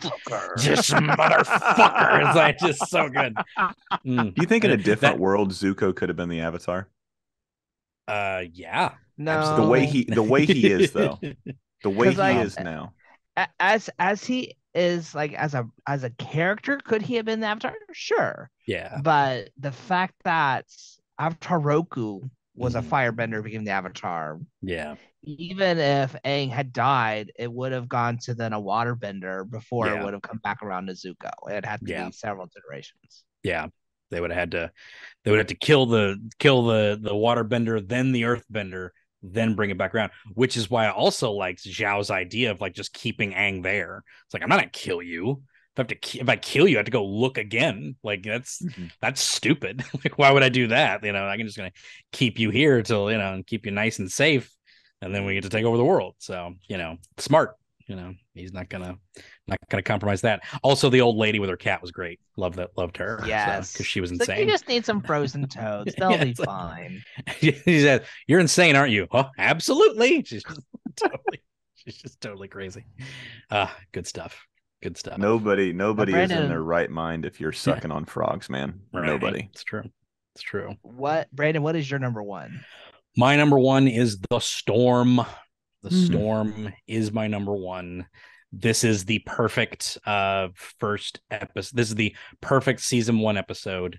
The mirror image of Aang and Zuko's origins, where one is running from his destiny and one is fighting in every way to change his destiny of where it is, trying to regain their honor. They both have that.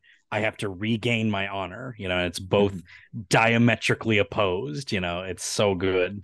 All framed within this oncoming storm, and we get to see what happened in the war room where Zuko spoke out of turn, and and we get to see a character for the first time in this one. We see her at the end of the series, but we see his sister for the first time in this episode, smiling as he is burnt across the face. So gives you a little peek into what she's like, Julian. Evil Well, bitch. every one of them was excited except for Iroh. Yeah, right. He's the every only one of away. them was like, let's see the young squabble do something. But like she was like, yeah, fucking get him, Dad. Like it was like, oh Jesus, this evil bitch.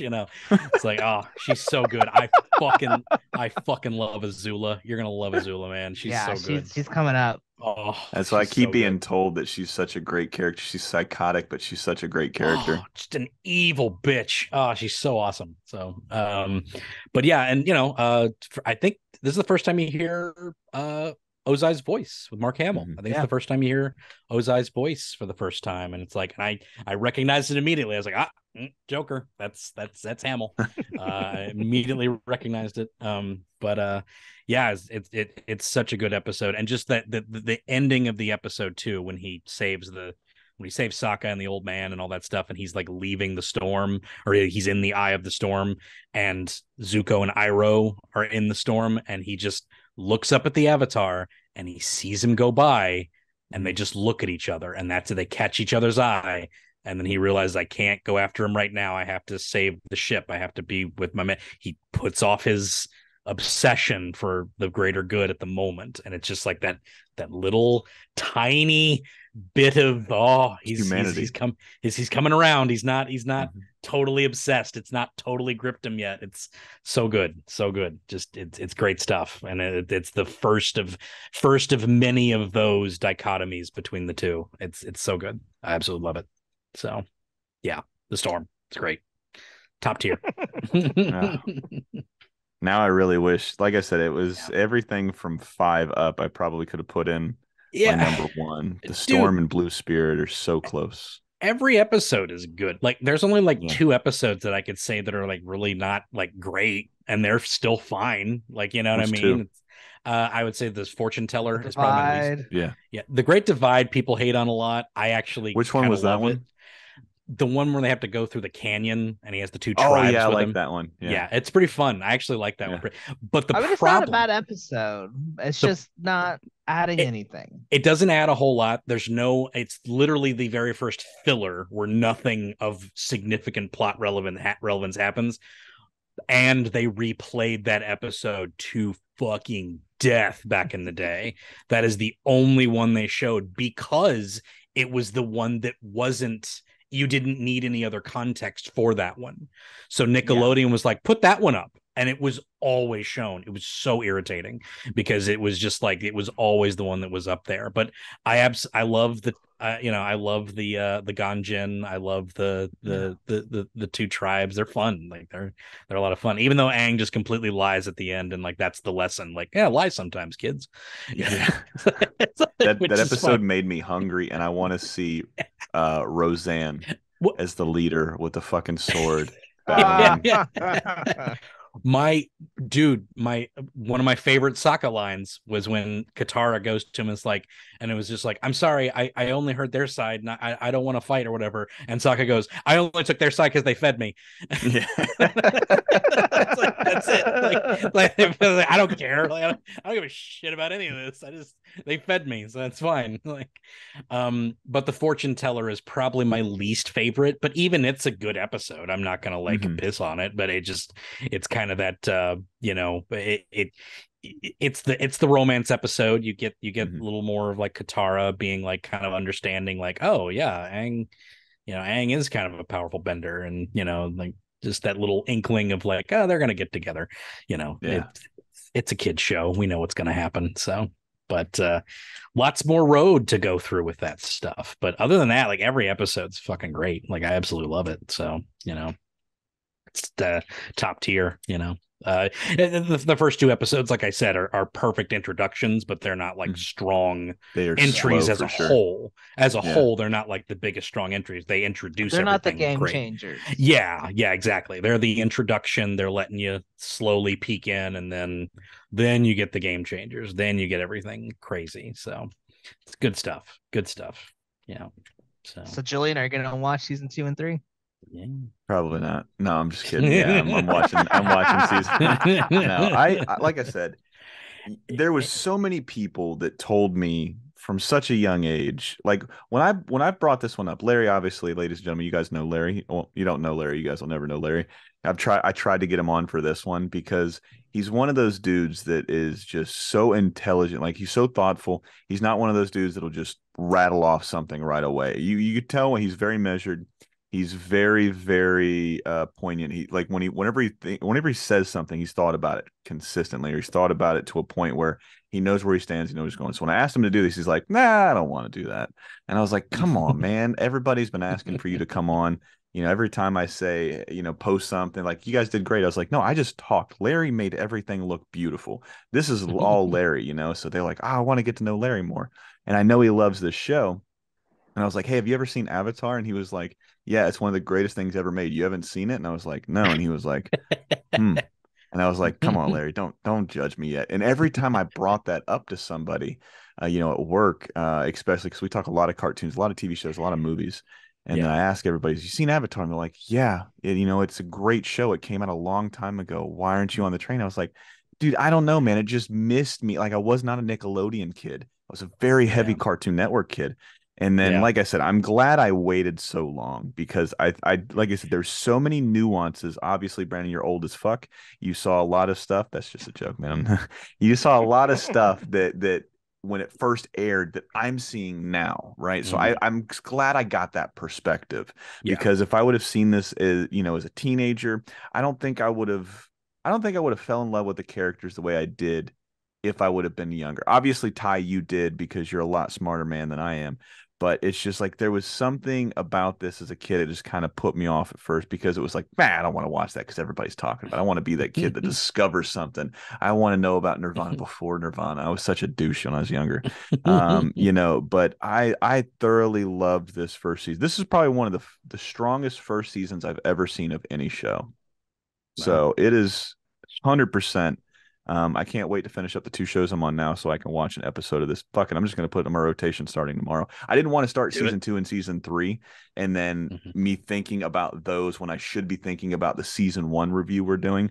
I'm probably going to start this one again or start season 2 tomorrow because I just had a lot of fun with it, man. Great recommendation from both of you guys. It's one of the best shows of all time. It's my favorite show of all time. Again, like I hope it doesn't get hyped up too much for you. And then you kind of come out, I was like, it was good.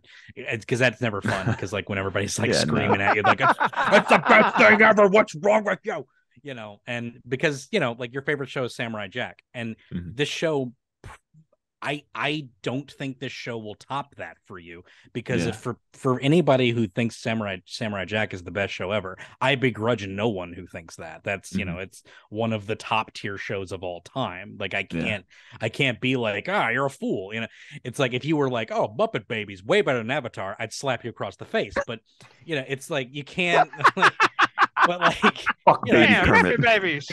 It's Gendy, it's like I can't be like, of course, you're gonna tell me that Samurai Jack is better than Avatar. I'm not gonna argue. It's just it's not my opinion. I would say it's in the same league. Yeah, like whether it's your favorite or not, that's your preference. Absolutely. But I would say it's in the same league as far as storytelling. Same league, 100%.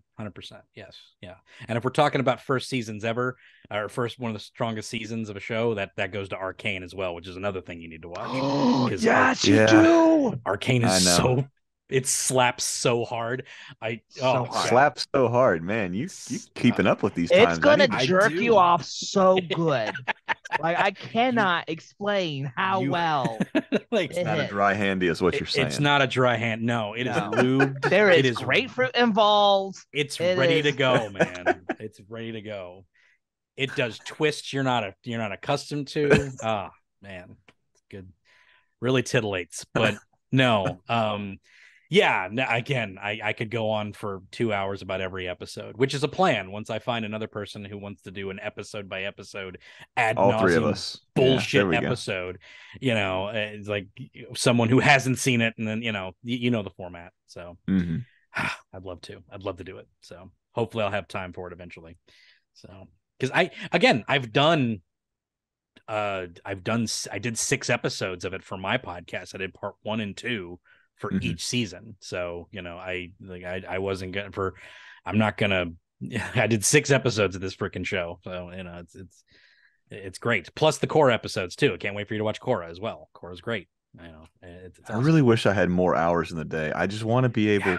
What is so hard about just having an uncle that's rich as fuck that leaves you a bunch of money like Mr. Deeds, and I can just sit down and watch TV? What the fuck is wrong with you, America? I need a rich uncle. Hold on. Yeah. What the fuck is wrong with sponsors who aren't going to you and said, "Hey, let me give you a bunch of money so that you have the time to watch these things because you're getting paid to do it." Agreed. Come on, sponsors, do better. Yeah. Just do better. We got to pull all of our resources to get, the audience. Thinking about selling meth, if we're being honest. I know, right? I'm happy. Walter White made it look easy. Speaking of, yeah. Type below betterhelp.com/what's in my head. There you go. Meth. Man, we need that stuff. But I wonder if people are still tuned in. We've been talking about meth, hand jobs, prostitutes. God bless America. I can't do this stuff. It all ties back into Avatar. It does. I can't do this stuff on my podcast, man. I got to do it somewhere. So, hey, I'm glad you did it here. I'm glad we finally cracked the animation destination no curse rules, even though it's on my show. I'm glad we did it. Yeah, I mean, it's it's fine. I curse like a sailor outside of my podcast. It's just I wanted to. I don't know why I decided to do that. I just was like, yeah, I'm going to talk about cartoons. Maybe I just keep it PG. It was more inclusive, man. It was because we were doing all these other podcasts. There was other podcasts on the DNN that I was part of, and like they were all crass as hell. So like they would just like talk about like just anything, and like we were all being crass. And I was like, you know what? I'm going to start my own podcast, and I'm not going to be crass at all. I'm going to keep it. I'm going to see if I can be funny without being dirty. So I it's definitely a lot harder. Food without using salt. Yeah, basically. Well, it's funny because I always say it, man. 4-letter words. Before I get to that, I've gotten so many reviews where it says, "Oh man," or comments or anything like that, where it's like, I just completely tuned out because 4-letter words are flying. It literally says explicit in my podcast description. Yeah. The last review I got was actually from Brett from the Splat Attack, and I love the title. And it said it was essentially a sailor's mouth, but a heart of gold, or something along those lines. And he gave me this beautiful beautiful review where it's like, yeah, the language is a little bit. And I've tampered it down. This is like probably one of the first episodes in a little while where I've kind of let the F's fly. Which at the end of the day, I really don't care. 4-letter words are the salt and pepper of conversation, man. You throw it in there here and there, and it perks everything. If it had been Alex from Splat Attack, he wouldn't have said shit about your language. Like I said, I like it because I get to see where people are at. But there is one review in particular. I'm not going to mention the name because I just don't want to deal with the person. But I wish you could respond to reviews. I really do. Because, and it's not like I would be a dick about a review, because I appreciate everybody that listens, whether you like my language or you don't. I do this because I absolutely love this medium. If the language here isn't for you, there's plenty. Whiskeylodeon, you got Animation Destination, you've got so many shows. There's plenty of language on Whiskeylodeon. Don't come to us. Well, I'm just saying, please come to us. Shows out but there if you're offended with language, don't. Yeah, there's plenty of shows out there. We are not for is 6-year-olds and people who don't like language. There you go. Anyone else, come on over. You can come over forever here. Yeah. I can do those. It's always interesting when people will write in, because like I said, it's like none of the videos are marked for kids. All of them are marked for adults. So you I just don't understand. It's like, if I don't like something, I'm not going to leave a shitty review on it. If I like something, I'm probably still not going to leave a review on it unless somebody asks me to, because it's just like, I don't really like interacting online with folks I don't know, because I'm not. Like I said, I appreciate everybody that listens, everybody that watches. So it's not like it's against anybody. It's just, you do not have enough time. I don't have enough time in my day to watch season 2 of anything, let alone enough time in my day to interact with anybody. I appreciate everybody that listens. I try to get to all of them, but like I said, I fucking absolutely hate when somebody literally comes and says, "Oh, the language is what checks me out." I was like, well, brother, I put explicit in. I don't know what else to do. This says 18 and up on everything I do. It's just who checks me out? People who don't read. Bunch of non-reading people listening to an audio podcast. Your sign. Here's your sign. You might be dumb, you know. Yeah, but it is what it is, man. Like I Oh, said, I didn't like But this yeah. explicit podcast because it's Yeah. explicit. I appreciate every review that's written, even if it's negative, because I know what a freaking hell it is. What hell it is to actually log into iTunes and leave a stupid fucking review. So like it's like I know it takes effort to do that. So it's like, all right, like you can have your voice because this is real dumb the way this works. So all that to say, it absolutely is. Please leave Julian a 5-star review. Yes, oh, that's leave kind. Julian a 5-star review. This podcast is awesome, and if you don't like the language, that's fine. You don't have to.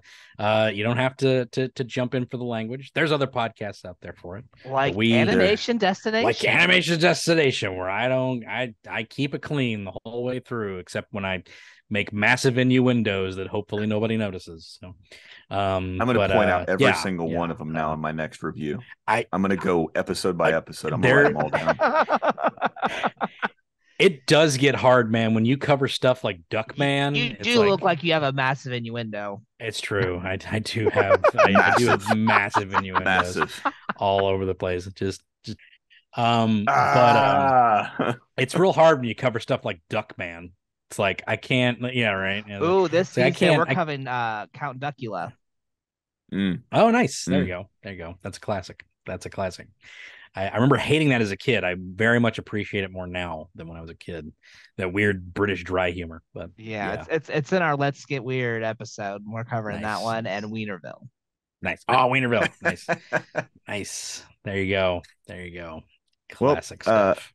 Bringing it back to Avatar, there is one or two things I wanted to do before we hit, because obviously Ty's always got some fun facts. But before we get to fun facts, my oldest son posed this question. I already pre-gamed you guys with this one. Ladies and gentlemen, my oldest son would tune in with a couple of these episodes with me from time to time, and he asked me a very poignant question for a 13-year-old. And I'm going to ask that same question to you guys, and then, ladies and gentlemen, put what you think goes for you guys. So comment below what you guys think. So you got those 4 nations. Give me 2, Brandon, and then you give me the other 2, Ty. What 4 nations do we have? What do we have? What do you mean? Yeah, like, you give me 2, and then Ty will give me the other 2. No, just in general. What 4 nations do we have? You give me 2, and Ty will give me 2. Earth and air. Okay. And then we have water and earth. Nope. Water and fire. So water and fire. Water and fire. Earth and air. All right. Fire. So we got those 4 nations, ladies and gentlemen. So, Ty, we'll start with you first. What nation would you want to be in? And then subsequently, what nation do you think people that know you would put you in? I would want to be in the Fire Nation because I love cooking and just having that control over fire to be able to make stuff. I would be a Fire Nation restaurateur, just cooking up all these things for people to enjoy. But for those that know me, they're gonna say, no, he's Hufflepuff. He's an airbender. He's too goofy. To be like, he wouldn't be conscripted in the Fire Nation. He would just be like, go play with Aang and do like airball, scooter ball, whatever it's called. Yeah. Same question to you, Brandon. What nation do you think you're in, and what nation do you think everybody else thinks you're in? There's pieces of me in every nation, which is interesting. Like I have That's really sexy. Strong. I know, right? That is the aim of balance. Right. That is the aim for a healthy You're an avatar, bro. I think I'm the avatar. That's what I Holy shit. I could have sworn. No, because I have strong ties to family. I am rooted in freedom. I'm all about freedom. I'm pretty stable, pretty stable in my thought process, and I have a lot of passion. I have a lot of drive and passion for things that I really enjoy. However, I am a procrastinator, so I'm going to go ahead and take fire out of it. I would not be fire, and I would not be water because I also hate my family. No, I'm not much of a healer. I'm not much of a nurturer in that way. So I probably wouldn't be water. So out of earth and air, I think I would probably be more earth. I would want to be earth more because earthbending, like you saw a little bit with Boomy, but when we get into season 2, we'll see a lot more of it. It's dope as hell. I would love to be an earthbender, but I think people would probably put me in air for same reason. I think I'm pretty, amiable and lighthearted enough that people would just be kind of like, he's a stupid hippie. He'd probably be a Airbenders. We God do damn podcasts airbender. because it goes through the air to you guys. Hey, yeah, it airwaves, goes see? out. The airwaves, yes, exactly. So good stuff. All right. So I had a long talk, I mean, he literally told me what I would be. I've always been fascinated with water. Pokemon water. Squirtle's my favorite Pokemon of all time.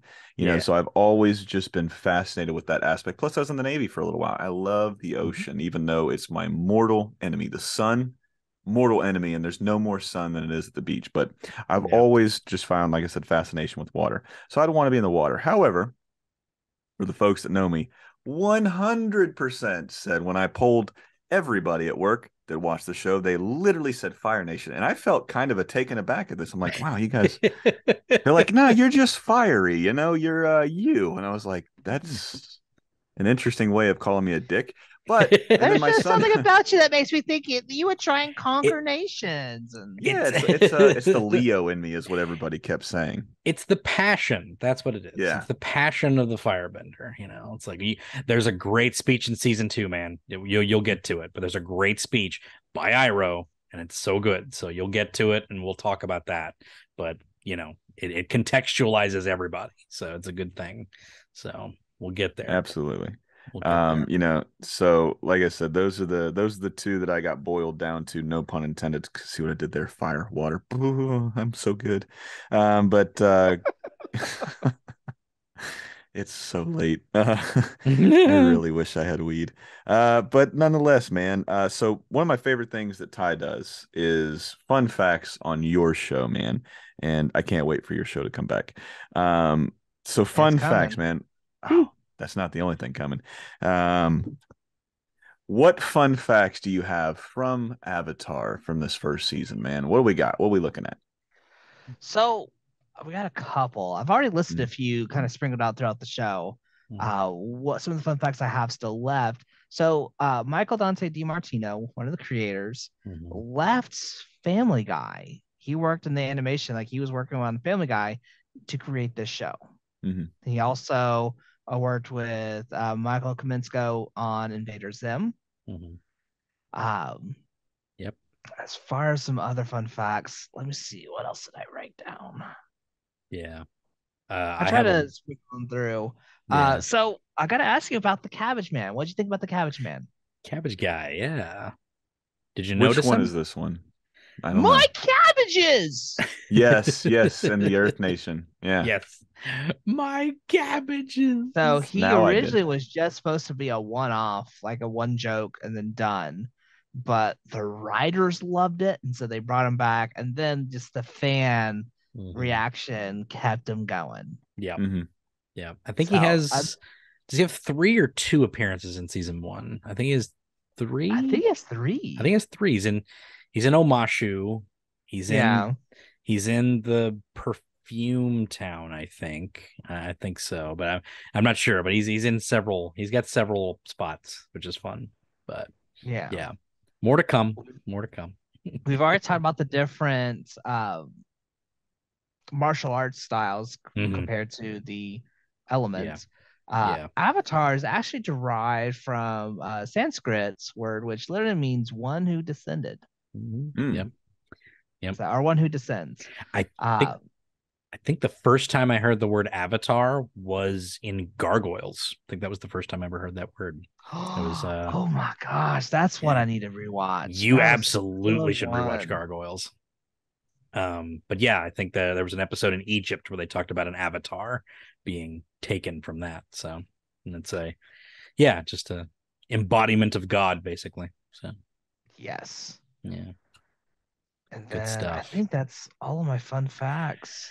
I found one more. Go ahead. I have a bit of a tiny personal fun fact about Brian Konietzko. He actually, for his senior year, came to high school here in Louisville, Kentucky.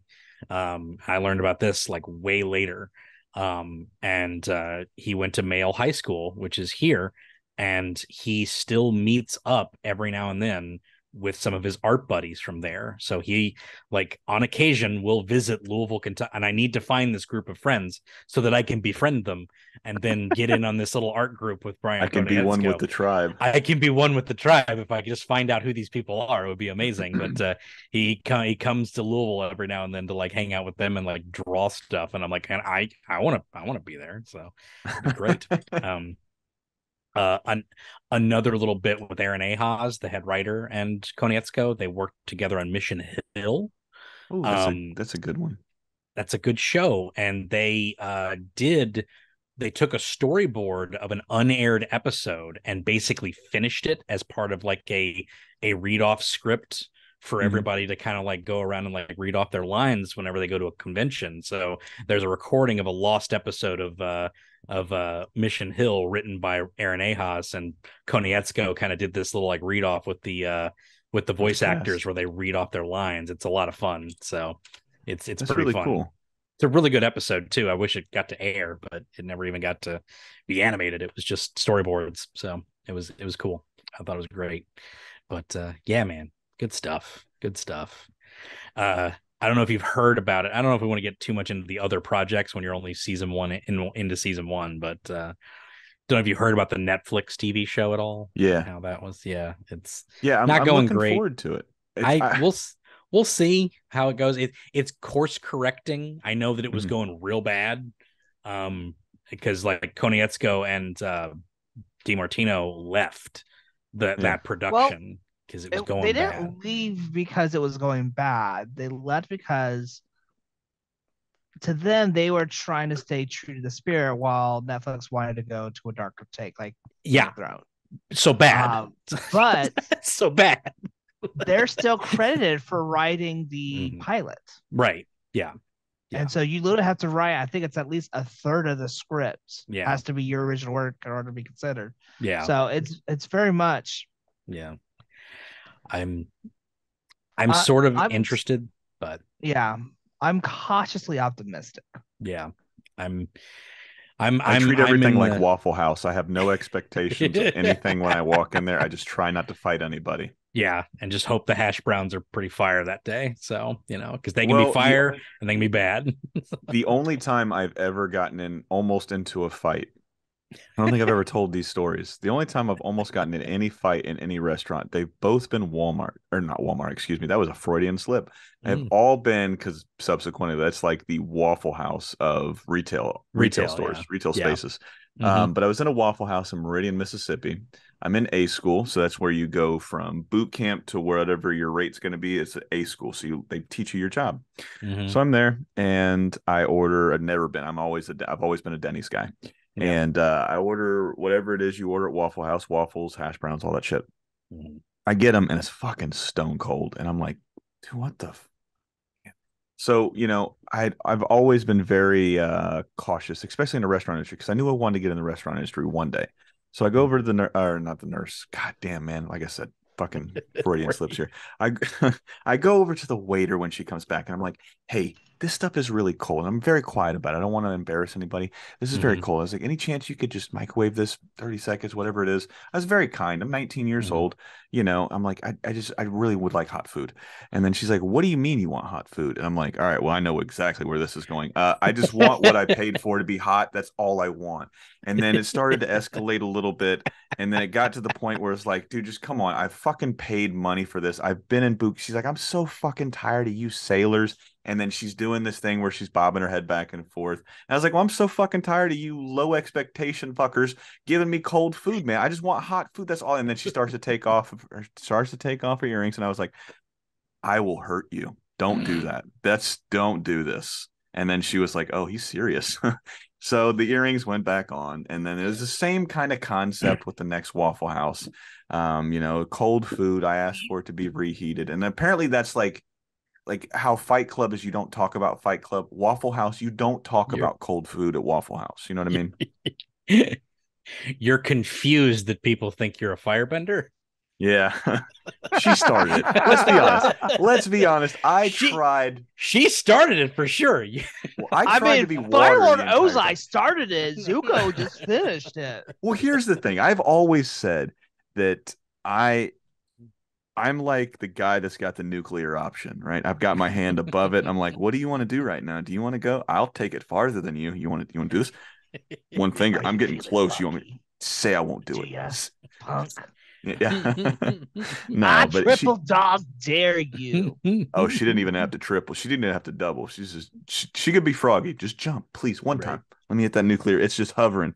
I'm just getting arthritis, just holding my hand above it. It's just, but nonetheless, that's why Denny's is better. I guess I still get cold food. I'm just not getting threatened to get fought by every. It's like you have to have a gauntlet with fights. The food is still shit, but I'm not. The glass is shattering like Austin 3-6. Waiter 316 is going to come through. I'm going to have to fight every mini boss before I get to the Rock in Austin. It's just, it's like I said, it's such a. I don't want to shit on Waffle House. Don't sue me, but you guys suck. Denny's is better. like it's defamation at this point. Like everybody knows. Everybody knows Whataburger sucks. Everybody's seen that rat jump into the fryer because their food is dog shit. Interesting. I've never had Whataburger, but I've heard. Yeah, you're not missing anything. Yeah, you're not missing anything.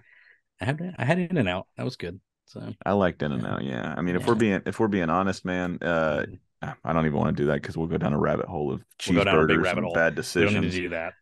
Yeah, but so I like doing this with shows like this or with series like this. I usually ask this question of my guests whenever somebody's been on a show, man, what does it mean to you? So just summarizing, whatever that word might be, the synopsis. Whenever you think about Avatar, The Last Airbender, the first season, we'll start with you, Brandon.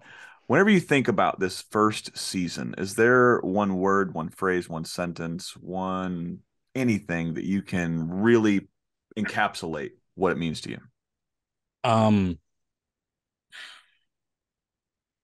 I would say, trying to think of a good word or a good phrase to encapsulate the idea that that this type of thing can be made here for us, this anime style, you know what I mean? And can get put on an American kids cartoon program, network and get over, you know what I mean? That it's actually gonna we can have this now, you know what I'm saying? It's just like we're a network that is obsessed with episodic programming is now going to have this thing. So I guess innovation or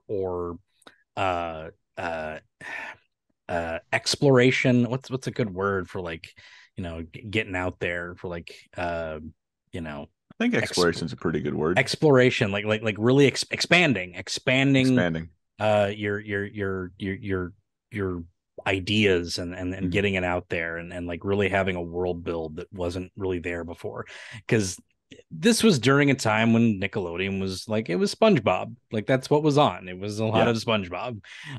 This was after Nicktoons was kind of it was on the down. We didn't have Rocco anymore. We didn't have Angry Beavers had been closed. I think SpongeBob was the only real Nicktoon that was around during this time. Fairly Odd Parents and Danny Phantom stuff that, That was good. Those were great. Yeah. This was sort of like a charge of that new stuff. You know what I mean?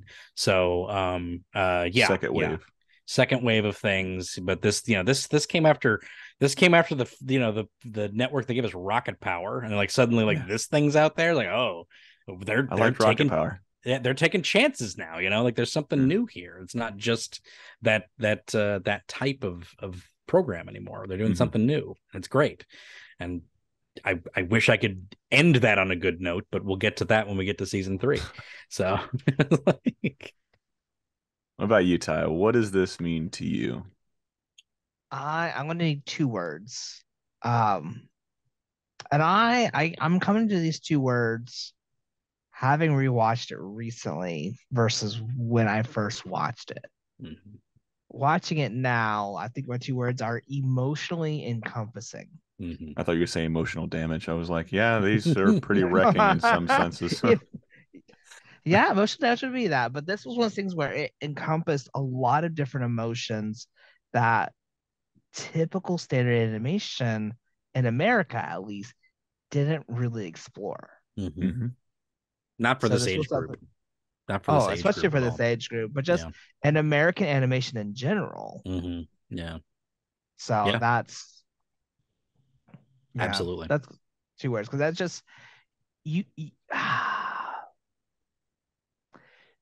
you grow to feel things that make you think, because it isn't just like, oh, I want to feel good at the end of this. Like, no, some of these episodes end in travesty. Some of these episodes end with you like, I don't know who actually won. Yeah. Like there are plenty of episodes where there was emotional damage, and there was episodes that made you think, have I really been fighting on the right side? Yeah. Agreed. Yeah, for sure. Yeah, that's a beautiful sentiment. It is.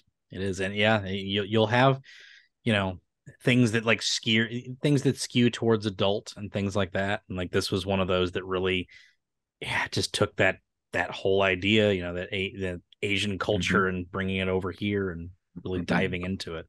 It's like you didn't have that in a lot of cases. It's like, especially not in SpongeBob. No, not on this network. Not on this network at this time period. Yeah, it's like you had SpongeBob had some bangers though. Love SpongeBob. Don't get me wrong, love SpongeBob, but it's it's not an emotionally deep show. No, it's a silly show for sure. Yeah, it's great. These aren't my words. These are from the great Chris Battle, character designer for damn near everything, man. He's people hate on it, but Teen Titans Go, he did a lot of that. He worked on Jack, Powerpuff Girls, Dexter, real OG when it comes to character design. I had reached out to him a couple years ago. I'd had him on the show already, and we had struck up a friendship through social media. So whenever I had a question, I'd ask him. And I had just gotten finished watching the first season of Invincible. I'm hoping season 2 comes. I want to see it so bad. Oh, I'm hoping it's dropping soon. Late 2023, they have said. So thank God, man. What a series, and then what an ending to that first season. I'm just like, wow. Like I said, I just can't wait. But I had asked him. I was like, I can't remember how we get to it, but it essentially was like, how do we get to this point where that train sequence, when I saw that episode for the first time, it makes me sound like a serial killer. I went back and watched that just at least once or twice a day. It's during COVID and stuff. And I'm just sitting here. I'm like, this is the craziest thing I've ever seen. And this is the coolest thing, the saddest thing, the most depressing thing, but the most honest thing I've ever seen as far as like in the series goes. I was like, this is so deep. This guy is literally, if Superman was bad, this is what Omni-Man is, right, man? So I asked him a question along that lines, like, how do you get to this point where it's just like this adult animated show is just pure perfection, in my opinion. It's one of the best shows I've seen over the last few years. And then he said this, and this is why I gave you that long-winded story. Avatar walked so Invincible could run. If there was no Avatar, there is no groundwork for this in American animation, right? If we don't have Avatar, and that should have been my first hint, my first nudge to go watch this series. Yeah. When he said that, I was just blown away because one, I had never seen it, so it didn't really make sense to me. And like I said, it was just something I filed away 2-3 years ago. Now seeing this and seeing what's come after Avatar, I'm blown away because if you don't have this show, I'm really curious to see if you get shows. While they might not be to the level of writing in some people's eyes, you don't get shows like Adventure Time. You don't get shows like Regular Show. You don't get this next wave of progression in animation. You don't get somebody going, holy shit, that show struck me at such an important and crucial time. Watch what I do now. Right. Yeah. This show, you go back and you look at it, and this is obviously me projecting because I've only seen this series, or I've only seen this season one time. But looking at it through your eyes, Ty, and your eyes, Brandon, and then his eyes, Chris, and then everybody else that I've asked, because I put up a little post, especially on Reddit. Reddit, I got so many thoughtful interactions with people that I really appreciated. I was like, what does this mean to you? And just getting to read so many people's mindsets or their opinions or how they looked at the show, how they looked at the characters, how they blended with these characters, or why they hated or liked these characters, and then getting to watch it and experience some of those same aspects of everybody else. It's a collective, I don't want to say it's a group think in a bad way, but it's a collective consciousness that we're watching the show. And it's, at the end of the day, man, it's fucking beautiful. And what Chris said was true. This one walked so everything else could run. And I don't think there's really any better way for, in my opinion, to kind of, like I said, summarize this first season. I'm hooked. I can't wait to see what happens in season 2. I'm told, by multiple people, it's really, as soon as it's like this last season of My Hero, you think it's going to be slow build. No, they just shoot you right out of the cannon as soon as it starts. I keep hearing that, so I'm looking forward to it, man. But before we get out of here, obviously, guys, you guys are listening and watching. These two guys have my favorite animation podcast, and they have my favorite, I don't know if it's Drunken Rewatch, because I don't drink, but they have my favorite Nickelodeon podcast. You are my favorite podcast to listen to, Ty, because I love the what is it called? I don't want to say, fuck, I can't think of these words, man. I swear Banter. Not banter's not the right word. The chemistry, that's the word I was looking for. That SAT word. Chemistry. You and Sean's chemistry is so fucking good. And I love the show because you guys make me laugh so hard. I mean, it's so much more than just a Nickelodeon show. It's so much more than a Drunken Rewatch show. It's like you get to peek behind like what your friendship is. And with Brandon, I've told you before, man, I wish I could have your brain on animation because you pick out so many nuance when it comes to details. Like I go back and I listen to you guys' shows and I'm fucking blown away. And it is like, why didn't I think of it that way? You guys make me think when I listen to you break down an episode. You guys are both so thoughtful. I really enjoy what you do. So, ladies and gentlemen, go check out these guys' shows. Brandon, where can they find your show? When do you drop episodes? If you've got a certain day, let everybody know. I'm Brandon Jones. You can check out Animation Destination Podcast at animationdestination.com, destinationcomics.com/DNN. And you can check me out on Facebook and Instagram at Animation Destination. I drop episodes on Thursdays, mostly on every Thursday. Sometimes it's bi-weekly, but I will typically have it out on every Thursday. So it's a weekly show. And PG. So kids can listen if you want.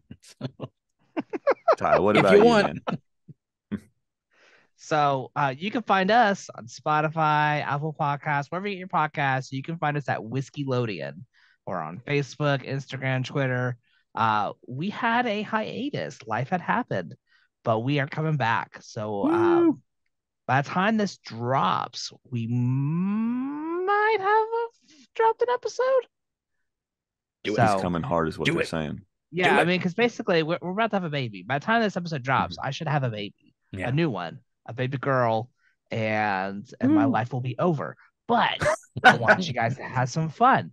So we'll have some episodes out, and then we'll come back and finish our season 3. But we're going to be covering some shows such as Wienerville and Count Duckula. We are covering Hey Dude. We're going to cover a lot of just the classic golden 90s, 80s shows.